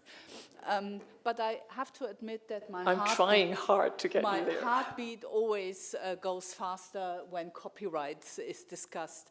First of all, I don't think there's anything fair about copyright, at least not vis-à-vis the creators of works. Second, I remember when the copyright lobby tried to outlaw tape recorders, and I remember even more when they tried to outlaw personal computers, because the copyright experts claimed that uploading a document into the storage of the computer concerns a violation of copyright, because it's a copy, a digital copy. So personally, I think what is important in this field is to distinguish between a consumptive and a non-consumptive use. And if you turn something into data to detect patterns of data to produce a new product based on patterns, that's different than when you copy a novel or copy a piece of music. So in Europe, we've had this discussion for many years, a right to non-consumptive use, because particularly as social scientists, since you can turn creative works into data, we want to work with this data. And you cannot possibly ask each journalist, each newspaper for permission to use these data. Then you cannot do computational social science. So we need a right to do that, or an exception, as copyright lawyers would say. I'm not going to go deeply into the discussion, but I think it makes a difference if you're using it for research purposes or for commercial purposes. And that's an exception that we've always had in copyright law.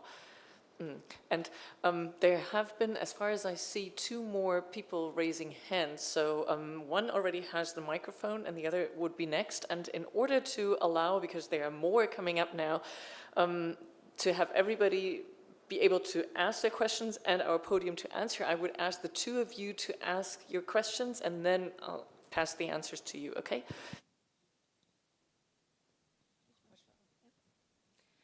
Eduarda Boitinger Paiva from the Federal University of Rio Grande do Sul. So I would like to thank you for the presentations. All of them were super interesting. So one discussion, the regulation of AI, it's common for transparency to come up as a solution. And sometimes I feel that transparency is like consent in processing of personal data. A generic description of how it works without translating it into understandable practical consequences, so that the user or cannot actually understand what is written there.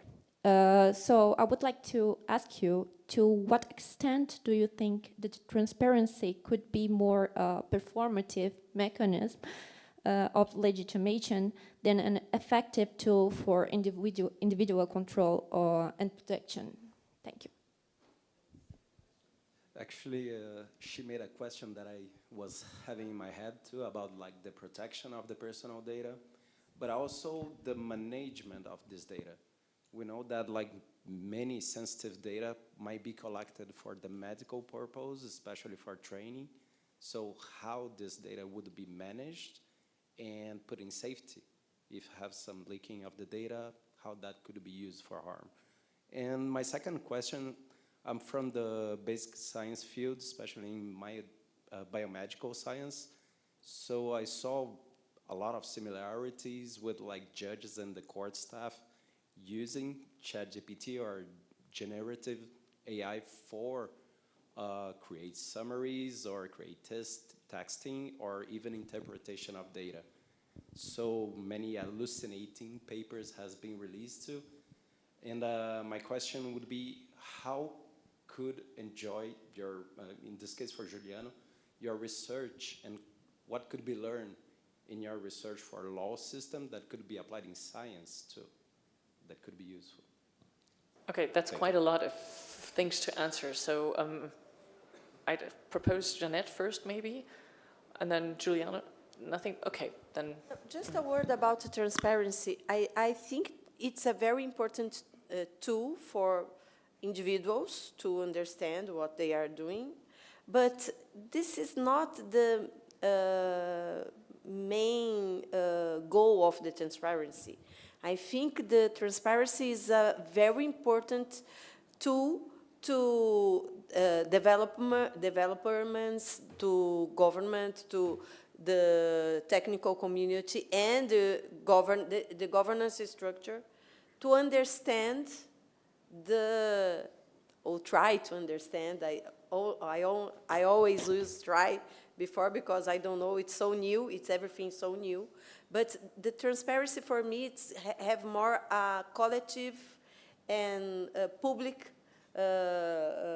importance to give us more information and how to understand and do the governance and the regulation in a way that we protect the human rights, we protect the society. At the same way, we can advance in development more system, ethical systems, safe security systems. So this is my perspective about transparency. Because if ChatGPT puts something to in regards of transparency for me, I will look at this as that I don't understand anything about. So to individual, it's not very impactful. There is no a huge impact, but for society, I think it's very important. Have transparency in Brazil. We are trying to launch a transparency algorithm center within the PEBIA, the Artificial Brazilian Plan, and we are trying to build it with the academia to try to understand more deeper how the system functions. Giuliano, you were addressed in particular, but also I'm sure you have some general insights. Yeah, well, LLMs are bringing a lot of opportunities for the way that we produce and consume information. So regarding your question, there is a concern and an opposition between how privacy policies are comprehensive enough, and this has an opposition with how comprehensible they are. Sometimes, I mean, many times, there are guidance for privacy policies where you have to be comprehensible. That means you don't have to be that much comprehensive with language that people are not going to understand, but just making generic statements on how the policy is made. Now with LLMs, we may overcome this difficulty, because users may use LLMs to make more comprehensible. So maybe the demand should be not anymore to be comprehensible enough, but to be comprehensive as much as you can in regarding transparency, regarding policies, not only about privacy, but about all other values on AI, discrimination, accuracy, and etc. And I'm not going to say to approach the use in science, in scientific papers. There are many issues being discussed on academic integrity, etc. And I say how to produce content with LLMs. In medicine, the factor which is responsible for stress in medicine is working paper. Doctors and physicians, they don't want to do working paper that make them more stressed than treating injuries. Yeah? And LLMs could do this job. On the other hand, if you get the AI Act, and not talk about the Brazilian, but the AI Act, applications on the health sector are, most of them, considered high risk. Yeah. Applications of large language models are high risk. So we have two factors of the highest risk here. But yeah, there is high risk and systemic risk with this use. But is this use by doctors using LLMs? Maybe I use my phone, I make the report, and the LLM system fill the forms for the physician. Is this high risk? Should it go under all those procedures of governance and safety and etc.? That's my point. Interesting. I think this raises a point which we haven't discussed, that AI regulation is not the only regulation that we have that covers those systems, but a number of others. And what you're addressing now is funnily something where I think the data protection part comes in, because if you use generative AI, then you distribute all of the information of your patient into the system, which you don't want. So you would have to construe a system in which you protect other interests which are not actively within the AI Act. And I think it makes sense to exclude that on a systematic approach. And the problem is, again, the details. So maybe the Brazilian approach of being more specifically oriented for particular industries, et cetera, might be less detrimental to innovation and to a real pinpointed regulation. I don't know. With one last question, go ahead, please. Yeah. Thank you for this panel. I would have a very brief question to Jeanette and a brief comment as well. Thank you for this very precise and thought-provoking talk, Jeanette. And I would like to ask, I was thinking if there's a role of any precautionary principle towards risk that is maybe missing in this equation of dealing with risks concerning AI in this broader discussion, legal discussion. And then as you presented the legal framework for the European law, I was then asking myself about this non-definition, actually, as you presented, of the project, the bill. And thinking of my field of anti-discrimination law and the discussion in Germany about anti-discrimination law, I was just then, it's another input just to think with you, that maybe it's not necessarily a problem if a law or a definition is broad, because, or if it's provisional, as in the definition and the discussions of the anti-discrimination law in Germany and in postkategoriales Recht, the postcategorial law, that there is a definition that is provisional and that aims at preventing that the law gets old very quickly and cannot solve the concrete problem. So just like to hear your thoughts on these two questions. Thank you, Ligia, for these questions. First, there is an element of precaution in it. For example, there is the notion of unacceptable risks. And there is also the notion of bans, which is an interesting debate whether under circumstances of globalization we are still able as a world community to ban technologies or uses of technologies that seem unacceptable for whatever reason. So this notion is contained in the Act, but there was so much haggling about what would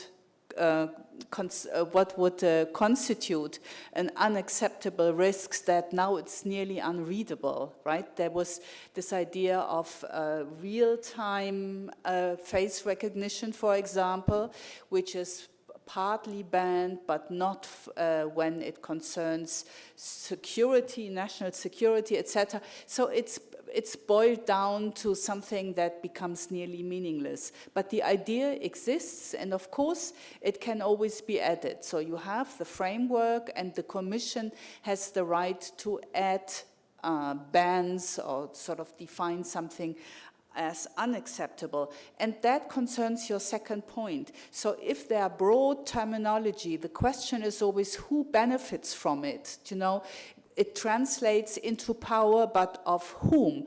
This idea of having part of the definition of AI in the annex was interpreted by many as a power grab for the Commission, that the Commission would have the right or produce for itself the right to add all sorts of technologies to AI or take them down.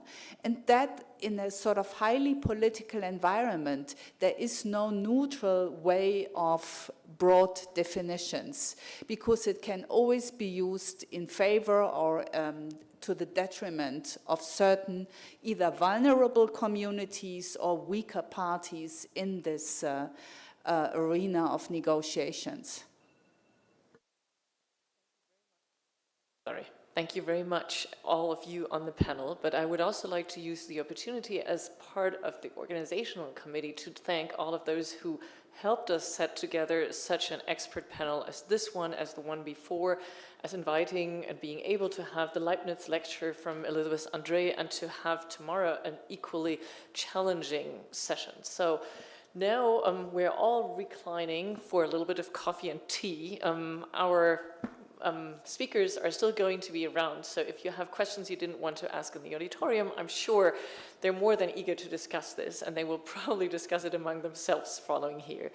But a special thanks to the DWIH, to the DAAD, and also to FAPES, Oscar, of hosting this and making it a true, not only German-Brazilian, but I think world-spanning questions on AI, because it's something that cannot be dealt with, and I think this became very clear, just on a national level of regulation and innovation either. So thank you all, and then see you for coffee and tea.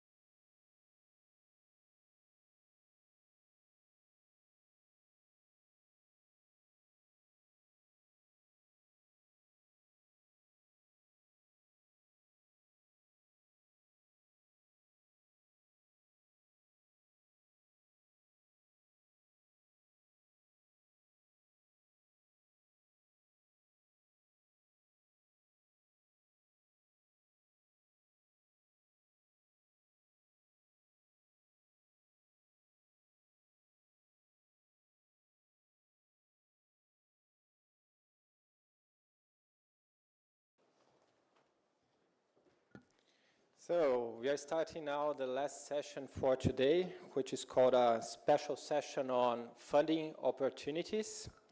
Let me introduce myself. I'm Eduardo Zancu. I'm a professor for engineering at the School of Engineering at the University of São Paulo, and also an advisor for the scientific director at FAPESP.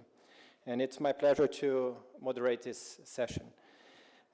This session is very important because funding provides the means, the resources that are needed for us scholars to conduct the projects that are going to lead to the scientific results and advancements that we all expect and society also expects.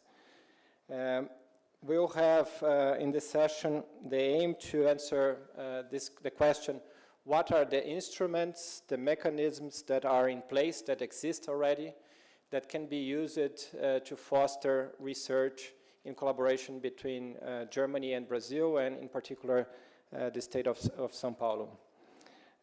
Therefore, we are very fortunate to have here the representatives of 5 very solid institutions that already have instruments in place to provide funding and opportunities for collaboration in different aspects, ranging from scholarships over mobility to joint projects, as we will see. We organize the panel in this way. We'll have first short presentations from every person, representative, and institution. And afterwards, we will open for questions so that you can explore the different opportunities to think about joint projects and joint opportunities and funding. Okay? So with this said, I will ask Francine Camein from the DAD for the first presentation, and the floor is yours. Thank you.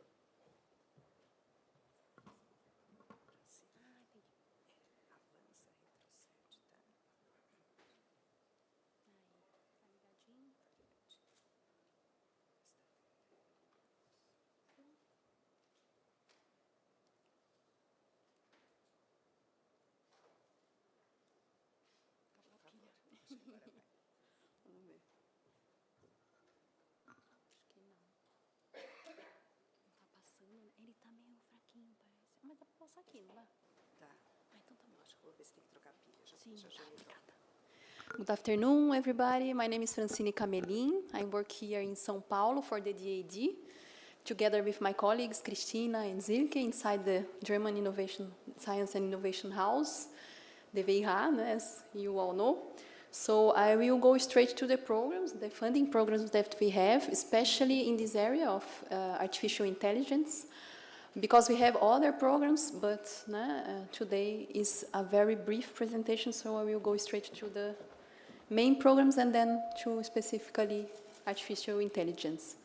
So DAD, as my director already mentioned, is a funding agency that represents most of the German higher education institutions, and we work strongly in this internationalization of German higher education system, or Brazilian two together. Here are some numbers for you, just to have an overview now of our scholarships from Germany and to Brazil, for example. From abroad and to Germany is always the same, almost the same. And then here, an overview of our scholarships programs. Now we have scholarships for graduates, undergraduates, for master courses too. But today I will talk more about the doctorate, the Konrad Zuse schools, and also Prime, for example, for postdocs. That's more important for you to know.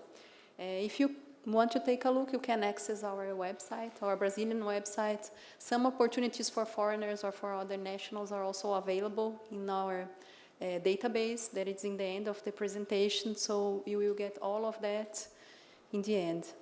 So the doctorate program, for example, is only a DAD program. It was already with CNPq or with CAPES, but today we have our own call every year in the second semester. So you can apply for a full doctorate or for a sandwich model, a co-tutel, and also together with state agencies, funding agencies like FAPESP. We have a complementary funding, small funding from 2 to 6 months, for example, that is also available in the second semester. So take a look, né? It's open for all areas, so if you have your research already in mind and also a supervisor, né, in Germany, you can apply for that. It's very important to have all the documents in the time of the application. So take a look in our next call.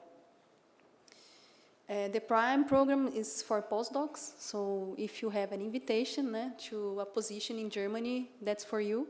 It's international, it's open for all nationals, and it opens usually in July, so you can apply for that. It's not only in Germany, you have to also present a supervisor or an invitation from other country, not European, but you have to present that for 12 months, and only the reintegration phase is in Germany in a position, a temporary position as a professor. So it's very specific.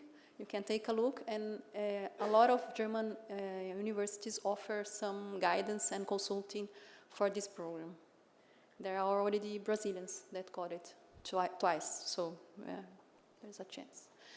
And here we have the Konrad Zuse schools. It's specifically for artificial intelligence and mostly for PhD levels.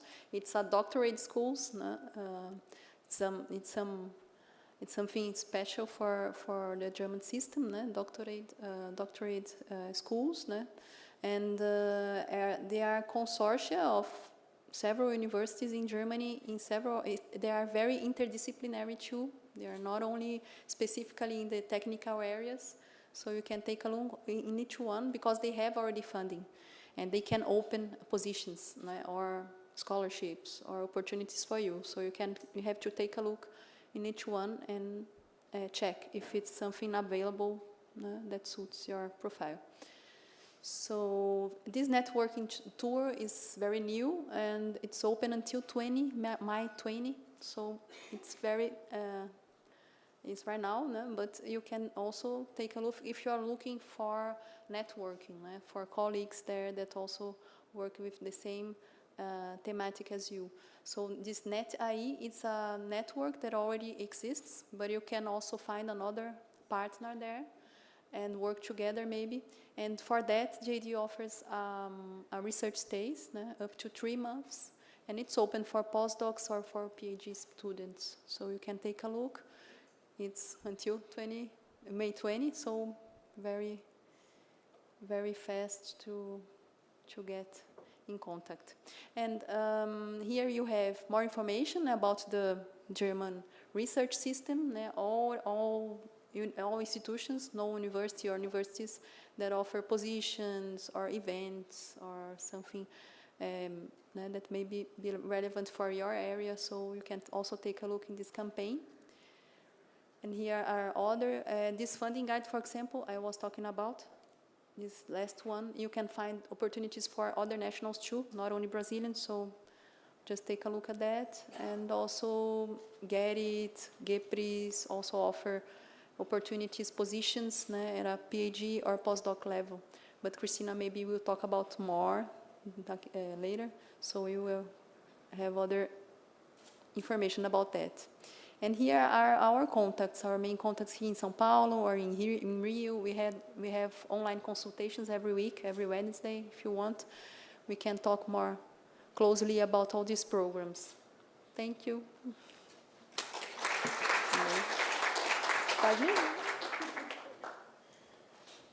Thank you very much for the presentation. I would like to call now Christina Peters from the German Research Foundation for the presentation.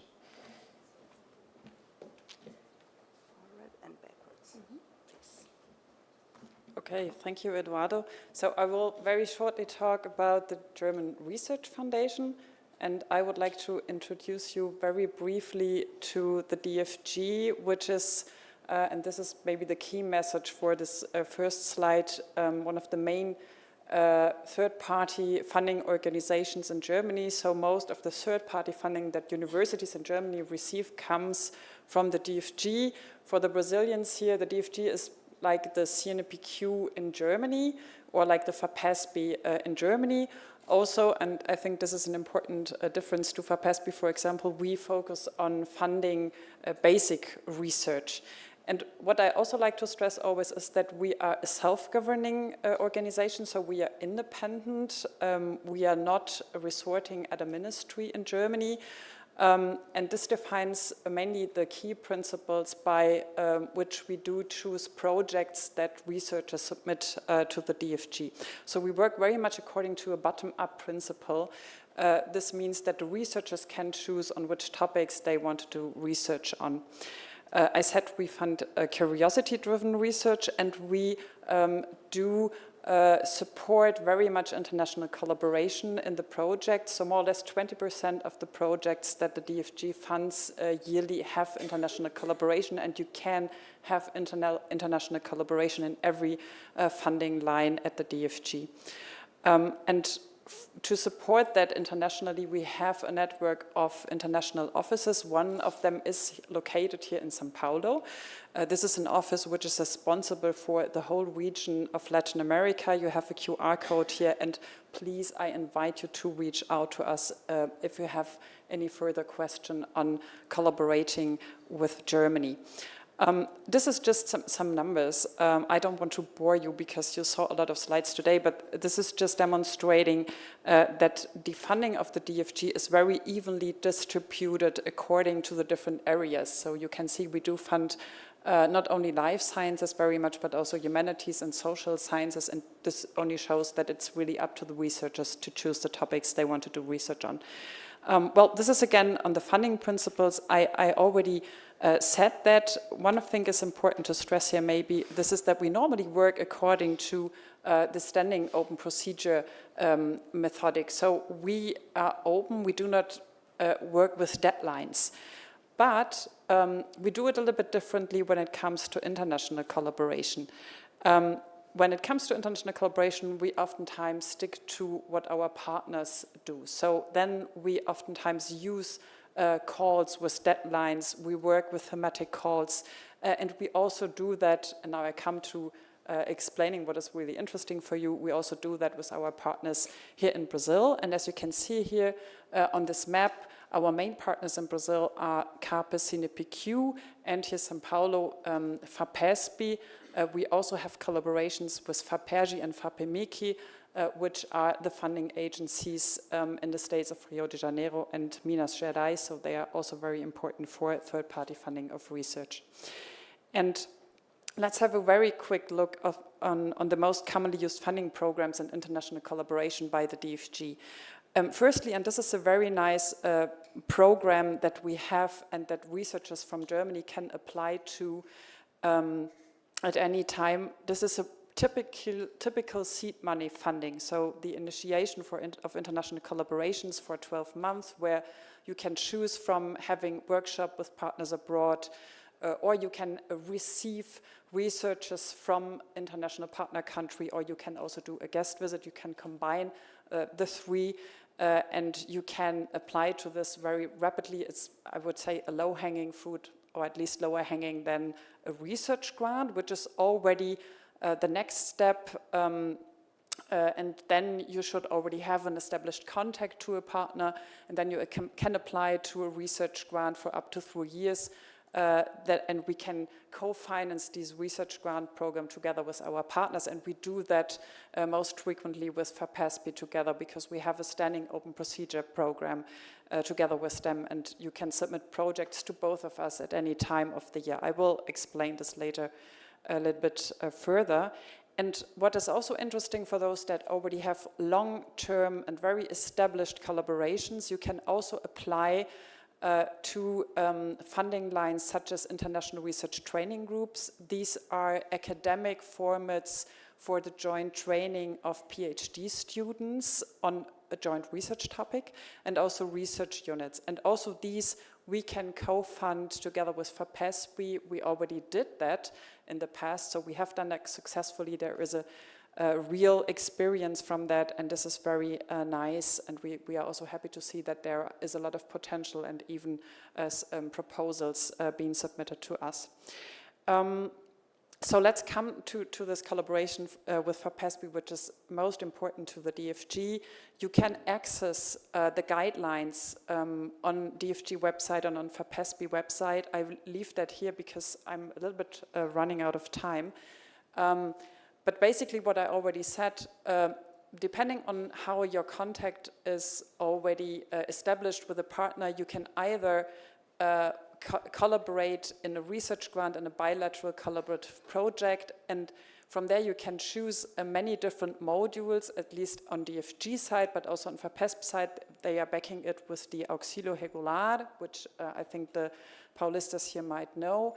And you can have funding for consumables, travel budget, guest scientists, instrumentation, and I know that I'm running out of time, but I hope I have one more minute maybe to finish. And you can have that for a duration of up to 3 years. And well, then there are these larger collaborative projects that you can also apply for, but please have a look on the website where you will find many more information on that. Maybe just to say who can apply, well, at DFG, you are always eligible as soon as you have your doctoral degree and you are currently working at a German university or research institution. And at FAPESP, you should then also check the respective requirements, and obviously my colleagues can also answer that. So submission here is possible at any time. This is really great. I just wanted to spotlight some other funding that we have, because this is also interesting. We have a collaboration initiative together with CAPIS, where we'll have a next call in November in the field of law and also manufacturing technologies. So this might be interesting for the engineers here, that we have this very regular calls together with CAPIS. So this is also interesting for 2-year projects, also funded in a research grant mode. We are talking with the CNPq, so I hope that in the future we will also have joint funding together with them. I can't, this is not outspoken yet, but maybe coming up in the future. And very rapidly, but maybe we can comment on that in the Q&A, I wanted to show you which kind of funding opportunities we have for early career researchers to go to Germany and pursue a research project there.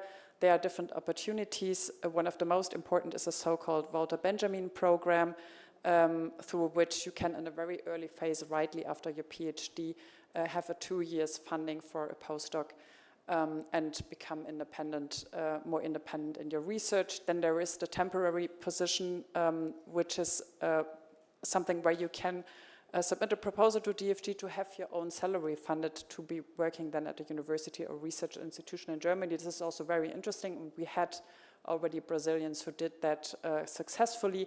And you can also apply for positions in an already running DFG project. And maybe just to finish, for the temporary position and for the Walter Benjamin program, obviously you always need an acceptance letter from the German university, but maybe we can go more into detail during the Q&A. I will finish with that, and I just leave my contact here. Thank you.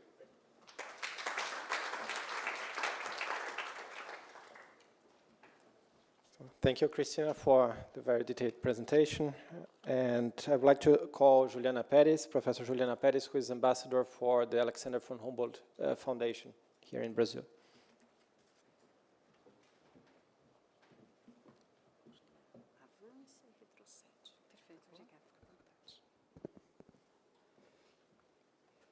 Well, good afternoon, everyone. My name is Juliana. I'm assistant professor at USP in German literature, and I'm here as ambassador scientist of Humboldt Foundation. And I'd like to give you an overview of what Humboldt Foundation does, her roots and network, and especially the funding of the opportunities for those of you who are thinking about doing a postdoc research in Germany. First of all, the Humboldt Foundation supports collaborations between excellent German researchers and international researchers, and wants to improve the internationalization of Germany as a research location. It's important to say that They don't work with quotas, neither for countries or for specific areas or for gender. And the only thing that counts is the academic qualification of the candidate.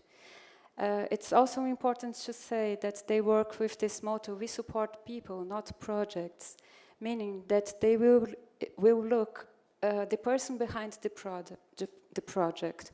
Of course, you have to have an excellent CV and so on, but they want to support researchers not only by giving them some money for one specific project, but supporting them throughout their lifetime.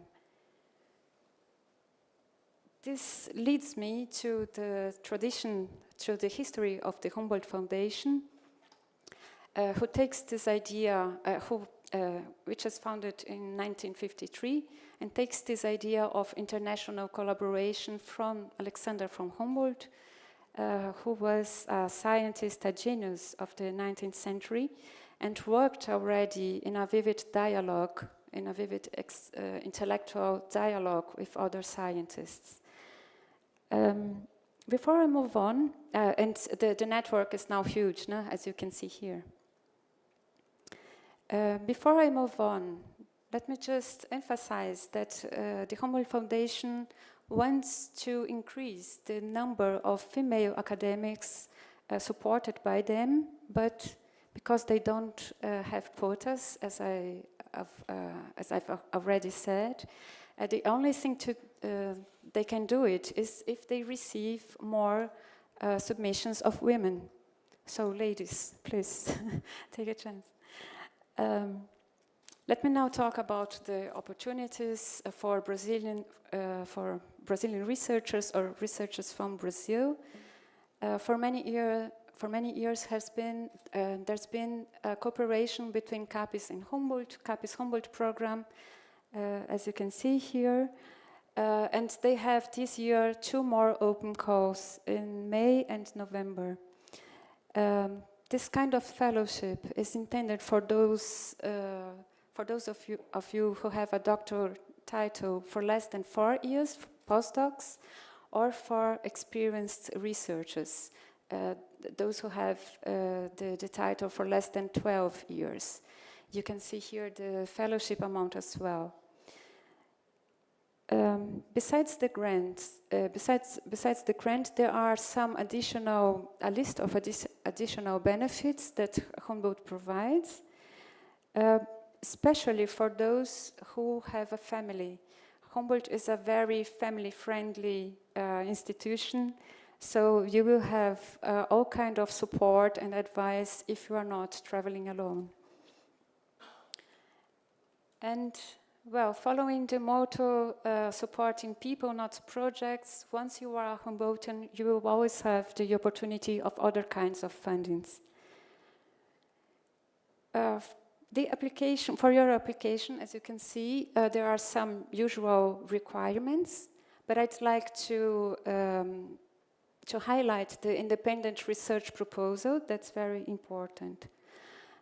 By the application, please be sure of sending your documents to CAPES and to the Humboldt Foundation. Then they will be analyzed by independent reviewers in Germany and in Brazil, and then discussed again by a selection committee. And this takes about 6 months. Well, I've already told about some criteria. If you don't know how to find possible hosts in Germany, you can use this kind of links to search it. That's also needed for the application. Before I end my presentation, let me just mention one specific fellowship for those who are working in climate protection. That's a specific one for this area.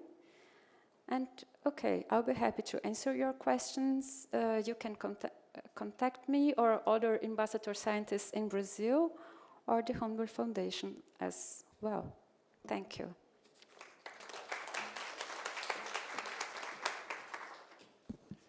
Thank you, Juliana, for the very interesting presentation. And I'm going to call now Connie, my colleague from FAPESP. She's the manager for international collaboration, national collaborations as well.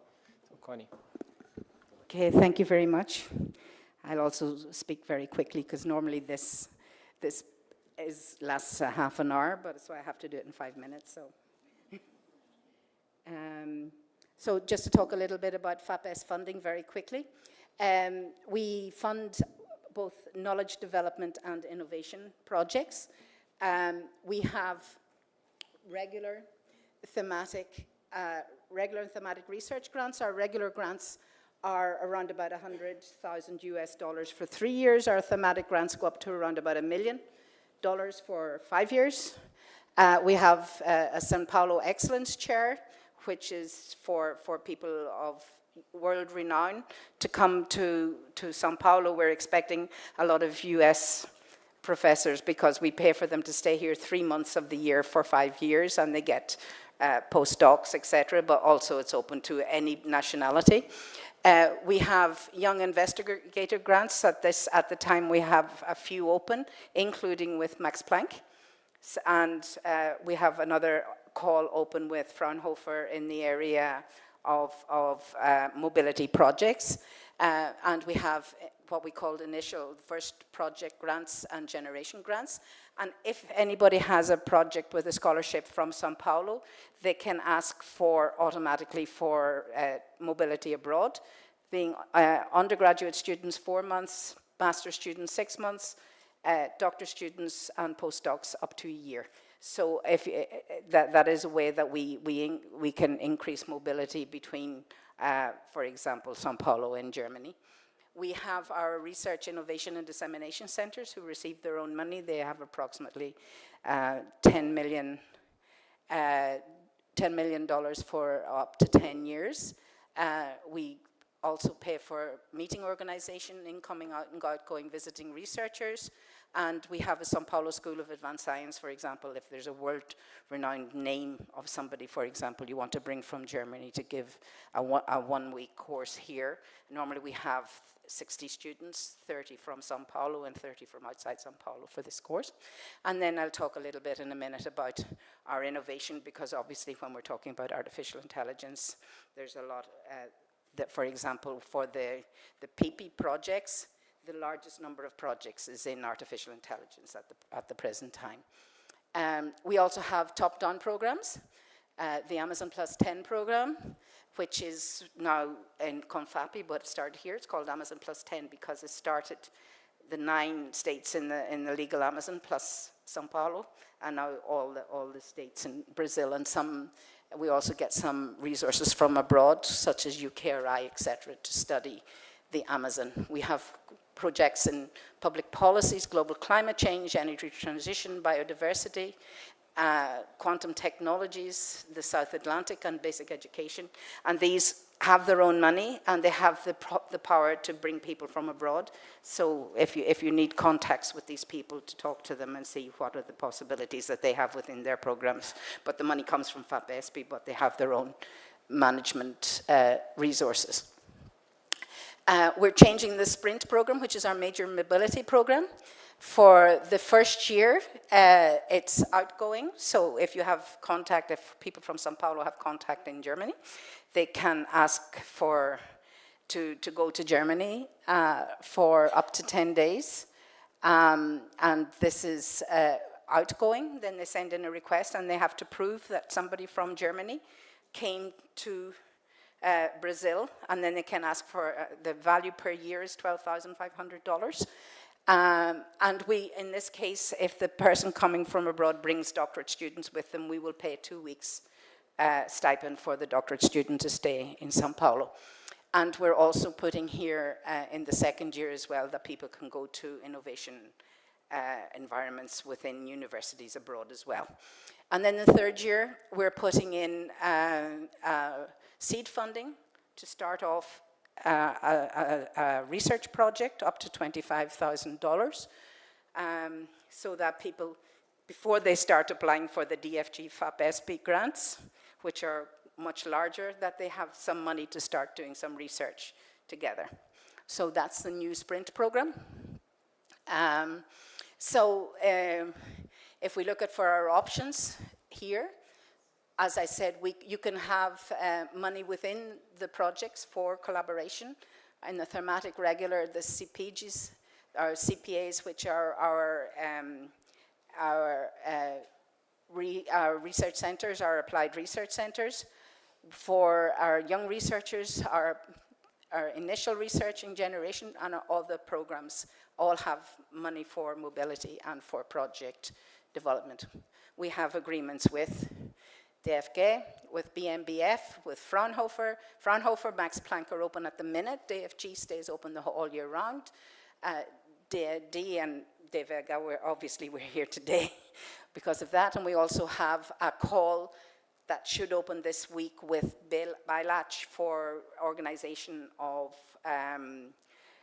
meetings between Sao Paulo and Germany, mainly Bavaria.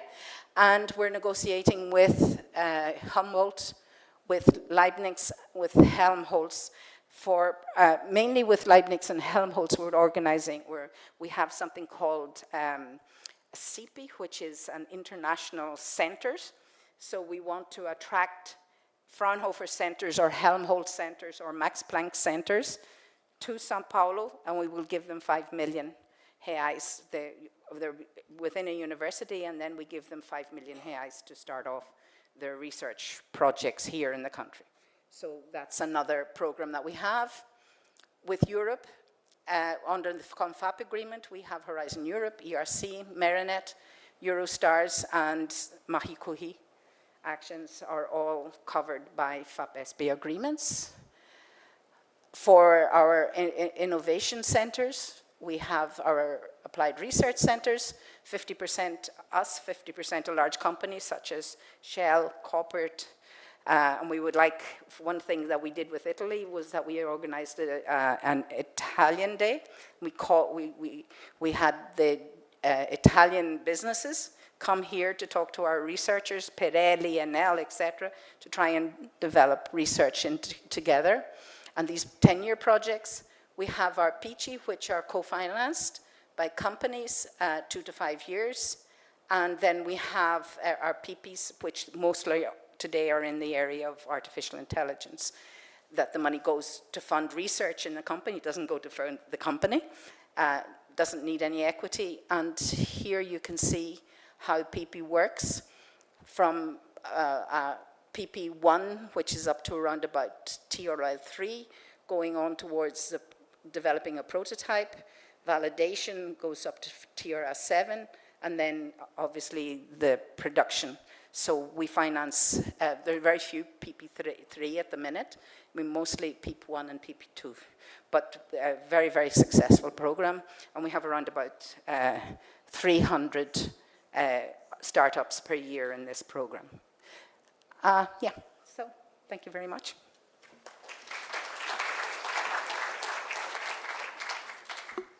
Thank you, Connie, for the overview on FAPESP programs. And last but not least, we have Silke Bell, who will provide an overview of the VEIHA in São Paulo. I think.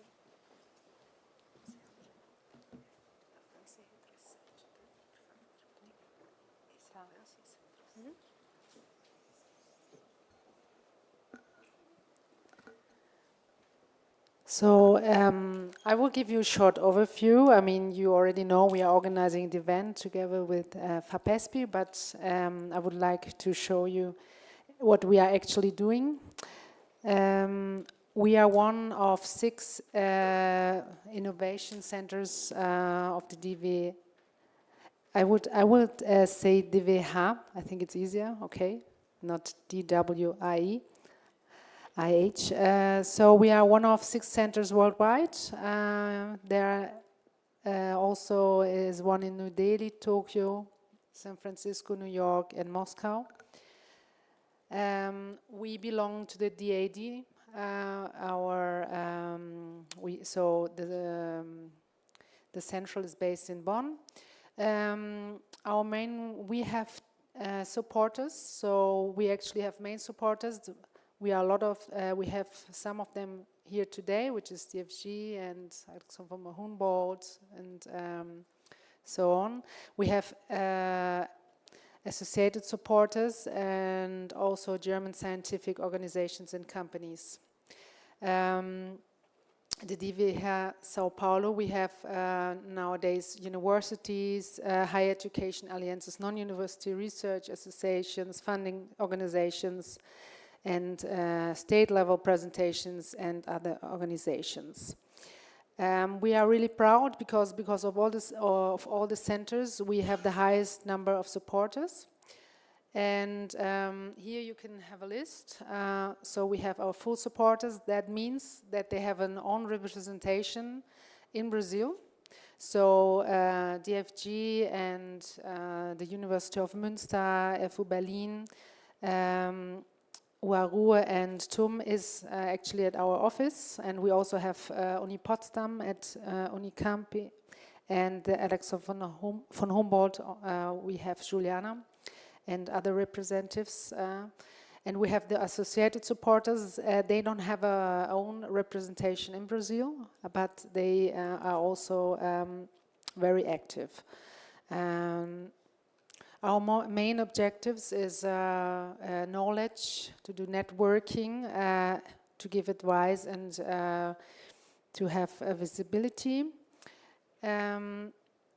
And the activities is scientific cooperation, institutional relations, science-business interface, including research-based entrepreneurship, and we also inform about study, research, and innovate with Germany. Here's a list of our, actually what we are doing now. We have a lot of programs and we do every year in 2025. So you can see actually it comes from innovation, entrepreneurship to science, institutional relations and business sector. And I will actually tell you something about last year's topic still. We had did a dossier entrepreneurship about the innovation overview and funding opportunities in Germany and Brazil, which is nice to have a look. No? We did this last year. And I also want to mention we have every year, the DVH has a special topic. So last year's topic was human and society focused artificial intelligence. And that's why we also have the event this year. No, it just normally is every 2 years. So we are using last year's topic for the German-Brazilian dialogue today. And we also had the 200 years jubilee of German immigration in Brazil. This year's topic of the year is global health. So we also have the 100 years of DID. And another important event will be COP30. Just for you to see quickly, we have some events. So we had an event in March about global health and the planetary age. We had a workshop about doing a postdoc in Germany in March in Sao Paulo. We participated at the annual conference VAUBAI, which is the largest and oldest event to the internationalization of higher education. We also did a science diplomacy talk that was one of our events, and we did a workshop about German study and research landscape. And we are now today here very proudly with our event, the German-Brazilian dialogue. In June, we will participate at the annual meeting of the Brazilian Society for the Advancement of Science, SBPC, with a roundtable of women scientists on the path to entrepreneurship. We will have another workshop for health in November, and I will show you at the end. We have actually on our website a scientific agenda which you can always follow and see what events are going to happen. Nearly all of them are graduate, so you can. And funding problems, sometimes we are actually at events which are not our other supporters together, so I would tell more about their programs, but they are all here today, nearly. So I would just tell we have actually a funding program by ourselves for our supporters. So we have 2 or 3 times a year, we have a call for them they can send their application for projects which we can finance. And it depends on if they are full or associated supporters or what they can apply. This year is already closed. Now we already have decided our projects. And we also, what Connie also mentioned, have funding programs with Bilat. They are one for university students, so scholarships for students to study here, or also mobility scholarships. We have a proposal for new scientific projects, and we also, FAPESP Bilat has also a workshop. And we have also the German Federation of Industrial Research Associations, and there we have an international network called Erasme, and that's a network of ministries and funding agencies. Next call is now in June, and the deadline is in September, and it's also a very nice, actually opportunity for also development of new or significant improvement of existing products, processes, and technical services. Thank you very much. We have also a newsletter. If you want to have a look at the site, you can apply, or you can just sign in. So you will be informed about all the important events and other informations we do. Thank you very much.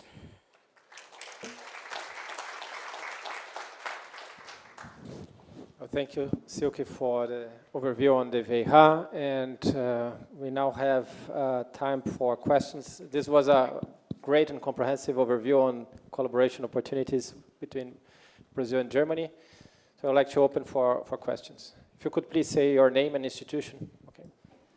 Hi, I'm Fabrício Olivetti from Federal University of ABC.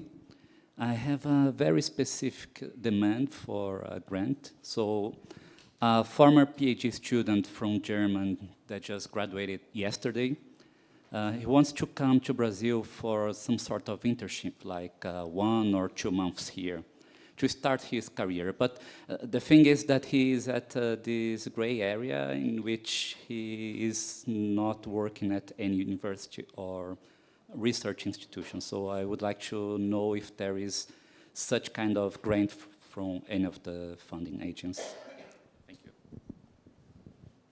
I know, difficult. Does he only want to stay 2 months? About 1 or 2 months. Theoretically, you could, have you got a FAPES project? Do you have a project financed by FAPES? Not at the moment. I applied to one, but I'm waiting for the You're response. waiting for the result? Yeah. Because theoretically, you can have visiting scholars within the same way you ask for a solicitação de mudança, and you can ask for visiting scholars, but it would be very much depend on his CV, whether it would be accepted or not. He can apply for a postdoc position, which are open all year round, and they can apply for a jovem pesquisador, and it's open at the minute for international solicit people to request, but that's obviously a longer period. It's up to like a year or 2 years or whatever, because normally we don't finance very short term, you know, just visiting lecturers or whatever. So, yeah. Any additions? No. No? Okay, if it's not the case, so we can move to... Maybe the idea, we have also Congress trips, funding for Congress for German nationals. So maybe you can take a look, but it's for a specific event or Congress, so for this short period of time. As we already talked about, the short-term grant for research stay, we don't have anymore. So it's only 1 year, and then this PRIME program, or through the ProBrau program or ProPASP, that is not available. They are not available right now, but next year maybe you can apply for that too. Okay, thank you very much. Maybe I can just ask, is this person affiliated to a German university? Is he working? No, not at the moment, yeah, okay. Oh, okay, yeah. Yeah, okay, no, then we don't have any funding for him, sorry. Okay, so mostly to FAPESP. For example, if there is an auxiliary regular budget from funding from FAPESP, a project already ongoing, and one of the researchers want to spend 1 year in one of the universities that is an international collaboration, do you need to make the budget when you're submitting the project, or you can do it later? Yeah, you can do what is called a solicitação de mudança, but the person has to be in the project. Like, it can't be somebody that suddenly appears and then you put them in the project and then you send them abroad. So it has to be, for example, if you have an AP or a regular project or a thematic project, and they would have to be, for example, a regular project, probably the responsible researcher. And if you were a thematic, they could be a responsible researcher or the PP, which is the co-chair or whatever of the project. And then you would ask for change in the project and request a scholarship abroad for this person. So and then you just say, depending on the type of person that's going abroad, you ask for that type of scholarship. But this scholarship just ongoing, does it need to be inside the, I think, Not 600 budget that maximum that you have? No. It can exceed it? Yeah. It's additionally. It's additional when you request for it to go abroad. It is presumed that when you have these projects that you will at some time want to go abroad, but for us not to have to put the money in the in the bank account up front, and a lot of people don't ask to go abroad, then we make you ask for it. Okay. Thank you. Oh, just to say, you have to give you have to justify it, and you have to give a project, like, on how this is related to the project that you're, all of that sort of stuff. Okay, more questions? So while people think, I have one question on DAD. I was not aware of the ZOOS, these schools. It's new for me. So if you could please explain how long, the duration of the scholarships or the participations, and how do people get to know more? Because it might be interesting for many younger researchers from different groups here. Yeah, as I said, they are consortia of universities. For example, TUM, Uni Leipzig, they are inside these programs, and each one has a thematic. It's not only technical. One is related to communication, for example, this RLAI. And then you have to check inside each website if there is something available, something open. They have got already this fund for a period of time, I think at least 5 years, so you will have to check if there are opportunities, and if there is there is no opportunities, you can even ask. It's more like the GEPRIS projects that are listed, that already got funding, for example, from the DFG. You have to check with the coordinator or supervisors if there's something available when it's not published there. So I strongly recommend to take a look on our areas and universities and check if it's your area there.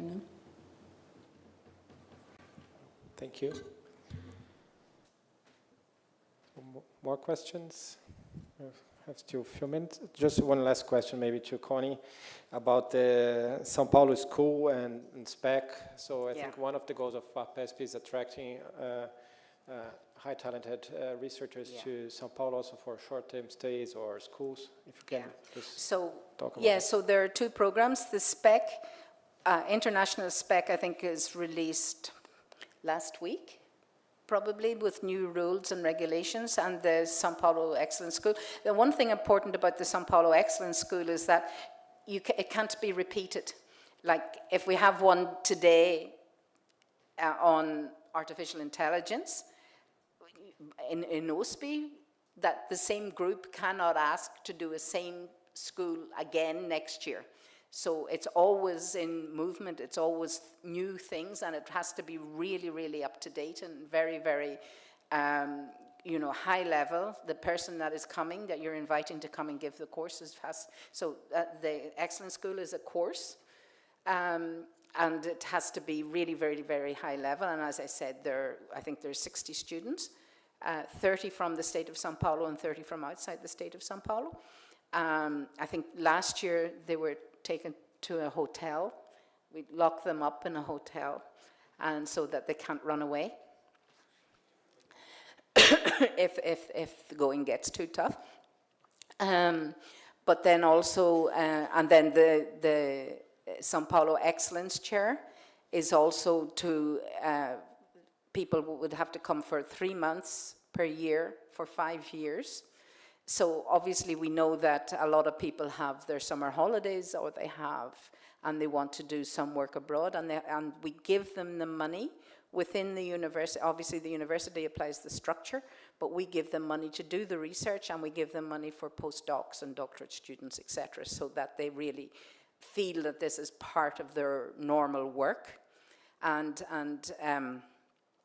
I'd like to also say about the Young Researcher Awards that we have negotiated with the universities is that if somebody comes on a Young Researcher Award, that the university should open a permanent space for that person.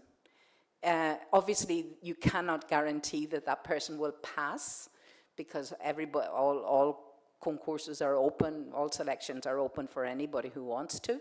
But the idea is that if we're bringing people from abroad and we're paying quite a lot of money for them to stay here, that they should have the option of staying if they want to, and they have to pass on a concurso, but the university has to open one of these, a selection for those people to be able to stay here. But there is no guarantee that they will pass. Okay, great, thank you, Connie. So finally, a personal note, I think on DFG programs, there are lots of opportunities. So Christina told also about the call with CAPIS. There's in engineering, also in law. I think it's a great opportunity, and also with FAPESP at any time, people can also submit a proposal with between DFG and FAPESP. With that said, I would like to thank all the panelists here and all the audience again.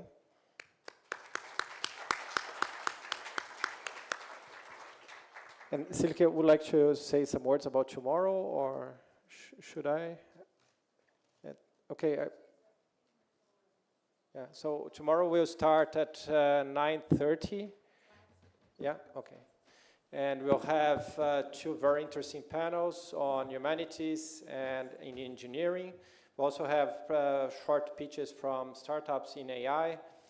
And we'll have the final keynote also from the Brazilian speakers. So we hope you enjoy today and come tomorrow also. And Silke, for final words. Yeah, and we also thank everybody for the presence today. And tomorrow it starts 9:30, but if you come and are hungry or want to grab a coffee, there will be something at the second floor like today. So it will be there from 9 on, okay? Thank you very much. And actually tonight we hope to see a lot of you still at our reception in the house of the German consul. Okay. Actually, yeah, Frau Wuppen, she found a button. I don't know if everybody's missing it. So it's here with me, okay? You can get it if you want. Otherwise, I will put it on. Right? Thanks a lot. Okay, thank you again.